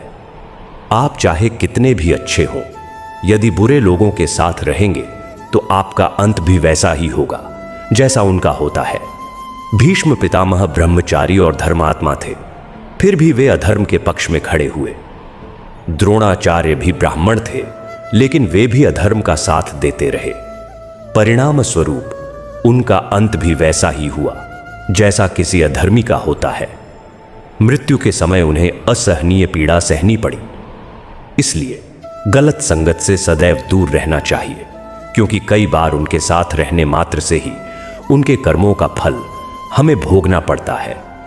तब हमें समझ नहीं आता कि हमने तो कुछ किया ही नहीं, फिर दुख क्यों मिला। बुरे लोगों की संगति जीवन में कभी सुख नहीं देती, इसीलिए सदा सत्संग और उत्तम संगति को अपनाना चाहिए। श्रीमद् भगवत गीता का 57वां अमूल्य उपदेश यह बताता है कि जीवन में जो भी दायित्व निभाओ उसमें दक्षता हासिल करो, अर्थात अपने कर्म के पूर्ण जानकार बनो, अपने कार्य का समग्र ज्ञान प्राप्त करो। कहा जाता है कि अधूरा ज्ञान सबसे अधिक विनाशकारी होता है। इसी का उदाहरण अभिमन्यु है। अभिमन्यु अत्यंत साहसी और शूरवीर योद्धा था, किंतु जिस स्थिति में उसका अंत हुआ वह सर्वविदित है। संकट की घड़ी में अधूरा ज्ञान किसी भी सहारे का काम नहीं करता, इसीलिए अपने ज्ञान को पूर्णता तक पहुंचाओ। किसी न किसी एक क्षेत्र में निपुणता अवश्य अर्जित करो। इसी कारण भगवान श्री कृष्ण कहते हैं कि हे अर्जुन, आध्यात्मिक गुरु के समीप जाकर सत्य को जानने का प्रयत्न करो। विनम्र भाव से जिज्ञासा रखते हुए उनसे ज्ञान ग्रहण करो। जैसे जलते हुए छोटे से दीपक की लौ घने अंधकार को भी मिटा देती है, वैसे ही जब तुम अज्ञान से भरे मनरूपी कक्ष में सकारात्मक चिंतन का तेल डालकर ज्ञान का दीप जलाते हो, तब अज्ञानता का सारा अंधेरा अपने आप समाप्त हो जाता है। श्रीमद् भगवत गीता का 58वां अनमोल वचन यह समझाता है कि फल की चाह में कर्म करने वाले व्यक्ति का मन कभी शांत और संतुष्ट नहीं हो सकता, क्योंकि उसकी इच्छाएं हर नए मुकाम पर और बढ़ती जाती हैं। ऐसी स्थिति में उसका मन कभी तृप्ति का सुख अनुभव नहीं कर पाता। जब मनुष्य परिणाम की अपेक्षा से कर्म करता है और जब मनचाहा फल नहीं मिलता, तब वह निराशा और पीड़ा से भर जाता है। भगवान श्री कृष्ण अर्जुन से कहते हैं कि स्वयं को मुझ में अर्पित कर दो, परमात्मा पर विश्वास रखो और निस्वार्थ, निर्मल, पवित्र और निष्पक्ष भाव से बिना फल की कामना के कर्म करते रहो अर्जुन। तब तुम्हारा जीवन आनंद और संतोष से भर जाएगा। देखना, दुख तुम्हारे समीप भी नहीं आएगा और मोक्ष की प्राप्ति होगी। बार बार जन्म लेने वाली असंख्य इच्छाएं मनुष्य को उसकी इंद्रियों का दास बना देती हैं। कर्म शुभ होगा तो फल निश्चित मिलेगा, और कर्म अशुभ होगा तो दंड भी निश्चित मिलेगा। मैं भूत, वर्तमान और भविष्य की प्रत्येक घटना तथा उसके हर परिणाम को देखता हूं, इसलिए परिणाम की चिंता त्याग कर अपने कर्तव्य का निरंतर पालन करो। कर्म चाहे अच्छे हों या बुरे, वे तब तक पीछा नहीं छोड़ते जब तक करने वाला उनके फल को पूरी तरह भोग न ले, अर्थात जब तक कर्म का परिणाम पूर्ण रूप से प्राप्त न हो जाए। किसी को भी समय से पहले और भाग्य से अधिक कुछ नहीं मिलता। श्रीमद् भगवत गीता का 59वां अमूल्य संदेश यह है कि हर कार्य को बुद्धिमत्ता से करना ही उचित है। अनेक लोग परिश्रम तो करते हैं, पर उन्हें उपलब्धि नहीं मिलती। बहुत से लोग कहते हैं कि हम अत्यधिक मेहनत करते हैं, फिर भी हमें कुछ प्राप्त नहीं होता, तब भी जीवन में सफलता नहीं मिलती। किंतु सत्य यह है कि केवल अधिक कार्य करने या अत्यधिक परिश्रम से सफलता नहीं मिलती, बल्कि सही विधि और सही समझ के साथ किया गया कर्म ही जीवन में सफलता दिलाता है। भगवान श्री कृष्ण कहते हैं कि मनुष्य को योग में स्थित होकर एकाग्र चित्त से अपने कर्तव्य का पालन करना चाहिए। मन की एकाग्रता से व्यक्ति को सही और गलत में भेद समझ आने लगता है, जिससे वह उचित मार्ग अपनाकर अपने जीवन को सफल बना सकता है। श्रीमद् भगवत गीता का 60वां अनमोल वचन यह है कि भगवान श्री कृष्ण कहते हैं, जो लोग इन दिव्य शिक्षाओं पर श्रद्धा नहीं रखते वे संसार के सुख दुख के चक्र से कभी मुक्त नहीं हो पाते। ऐसे व्यक्तियों का जीवन कुछ समय के लिए सुखमय प्रतीत होता है, पर अचानक कोई दुख आकर उन्हें तोड़ देता है। फिर कुछ समय बाद खुशी लौट आती है और वे सब भूल जाते हैं, किंतु थोड़े ही समय में कोई नई समस्या खड़ी हो जाती है। इस प्रकार उनका जीवन निरंतर सुख और दुख के चक्र में फंसा रहता है। लेकिन जो लोग गीता की शिक्षाओं को स्वीकार करते हैं, उन पर विश्वास रखते हैं और उन्हें अपने जीवन में उतारते हैं, वे मानसिक रूप से अत्यंत मजबूत हो जाते हैं। जीवन की कठिनाइयां उनके मन को अधिक विचलित नहीं कर पाती। ऐसे लोग छोटे दुखों में टूटते नहीं और छोटी खुशियों में खो भी नहीं जाते। भगवत गीता का वास्तविक संदेश यही है कि जीवन के हर सुख और हर दुख का सामना कैसे किया जाए। यह हमें सिखाती है कि संतुलित चित्त और धैर्य के साथ प्रत्येक परिस्थिति में जीने की कला कैसे विकसित की जाए। गीता के सिद्धांतों को अपनाने वाला व्यक्ति संसार के उतार चढ़ाव से प्रभावित हुए बिना शांति और स्थिरता के साथ जीवन व्यतीत करता है। मित्रों, भगवत गीता में श्री कृष्ण कहते हैं कि जीवन का परम उद्देश्य परोपकार और भक्ति है। जरूरतमंद की निस्वार्थ सहायता करना ही सच्चा धर्म है। जो व्यक्ति निरंतर और अडिग भाव से भगवान रूप में मेरा स्मरण करता है, वह मुझे अवश्य प्राप्त करता है। यदि कोई आपके साथ बुरा व्यवहार करता है तो उसके लिए चिंतित होने की आवश्यकता नहीं, क्योंकि कर्म और समय उसका हिसाब स्वयं कर देंगे। जीवन में वही व्यक्ति संतुष्ट रह पाता है जो अल्प में भी प्रसन्न है और अधिक पाने की लालसा नहीं रखता। प्रेम स्वयं पीड़ा नहीं देता, बल्कि उस व्यक्ति से प्रेम करना पीड़ा देता है जो आपके प्रेम का मूल्य नहीं समझता। इसीलिए प्रेम उसी से करे जो आपके प्रेम की कद्र करता हो। जहां यह अनुभव हो जाए कि आपकी भावनाओं और प्रेम का सम्मान नहीं है, वहां से स्वयं को विनम्रता से दूर कर लेना ही श्रेष्ठ है। जब तुम्हें लगे कि अब और नहीं हो पाएगा, तभी कृष्ण की यह आवाज सुनो, उठो जागो और लक्ष्य की प्राप्ति तक मत रुको। यह सुनकर तुम्हारे भीतर एक नई ऊर्जा दौड़ जाती है। तुम पाओगे कि थकान केवल शरीर की थी, आत्मा तो अब भी मजबूत है। धीरे धीरे यह आदत तुम्हें बदलने लगेगी। तुम महसूस करोगे कि अब तुम छोटी छोटी बातों पर परेशान नहीं होते। अब तुम्हें लोगों की नकारात्मक बातें कम चोट पहुंचाती हैं और अब तुम्हारे फैसले जल्दबाजी में नहीं बल्कि समझदारी में होते हैं। यह बदलाव चुपचाप आता है, लेकिन इसका असर गहरा होता है। दिन में एक बार कृष्ण की शिक्षाएं सुनना तुम्हें खुद से जोड़ता है। यह तुम्हें याद दिलाता है कि तुम केवल शरीर नहीं हो, तुम एक आत्मा हो और यह आत्मा अनंत है, अजर है, अमर है। जब यह समझ तुम्हारे भीतर उतरती है तो दुनिया की कोई भी समस्या तुम्हें हिला नहीं सकती। और सबसे खूबसूरत बात यह है कि जब तुम रोज दिन में एक बार कृष्ण को सुनते हो तो तुम्हें लगता है कि वह केवल गीता के वक्ता नहीं बल्कि तुम्हारे अपने मित्र, अपने मार्गदर्शक हैं। उनकी बातें केवल कानों में नहीं दिल में उतरती हैं। जब दिन की धूप तेज हो जाती है और जिम्मेदारियों का बोझ कंधों पर भारी लगने लगता है, तब मन भी थकान महसूस करने लगता है। ऐसे में अगर तुम कुछ मिनटों के लिए भी रुककर कृष्ण की शिक्षाएं सुनो तो यह तुम्हारे मन के लिए ठंडी हवा का झोंका बन जाती है। यह झोंका ना केवल तुम्हारी थकान दूर करता है बल्कि तुम्हारे भीतर एक नई शक्ति भर देता है जो तुम्हें दिन के बाकी हिस्से को और मजबूती से जीने के लिए तैयार कर देता है। कृष्ण की बातें समय की सीमा में बंधी नहीं है। गीता में जो कहा गया वह हजारों साल पहले भी सच था और आज भी उतना ही प्रासंगिक है। जब वे कहते हैं फल की चिंता मत करो, बस अपना कर्म करते जाओ, तो यह केवल युद्ध भूमि की बात नहीं है, यह तुम्हारे रोजमर्रा के जीवन की भी सच्चाई है। दिन में एक बार भी यह सुनना तुम्हें याद दिलाता है कि हर परिणाम का भार अपने ऊपर मत रखो, क्योंकि जब तुम अपने काम को पूरी निष्ठा से करते हो तो बाकी सब अपने आप ठीक होने लगता है। अक्सर हम दिन भर छोटी छोटी बातों पर तनाव लेते हैं। किसी ने कुछ कह दिया, किसी काम में देरी हो गई या किसी योजना में बाधा आ गई और हम भीतर ही भीतर परेशान होते रहते हैं। लेकिन अगर ऐसे समय में तुम कृष्ण की यह शिक्षा सुनो कि जो हुआ वह अच्छे के लिए हुआ, जो हो रहा है वह अच्छे के लिए हो रहा है और जो होगा वह भी अच्छे के लिए ही होगा, तो यह तुम्हारे भीतर एक अद्भुत शांति भर देता है। यह वाक्य तुम्हें यह समझाता है कि हर घटना एक बड़े उद्देश्य का हिस्सा है जिसे अभी तुम देख नहीं पा रहे, लेकिन समय के साथ सब स्पष्ट हो जाएगा।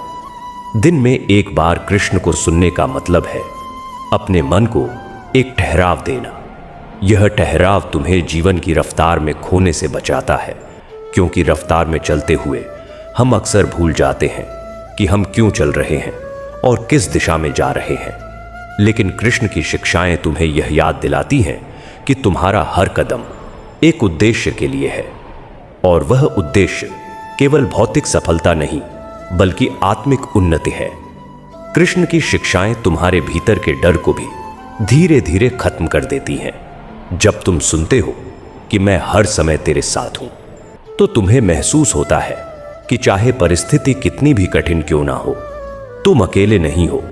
यह एहसास इतना गहरा होता है कि तुम्हारे फैसले अब डर के कारण नहीं बल्कि विश्वास के कारण होने लगते हैं।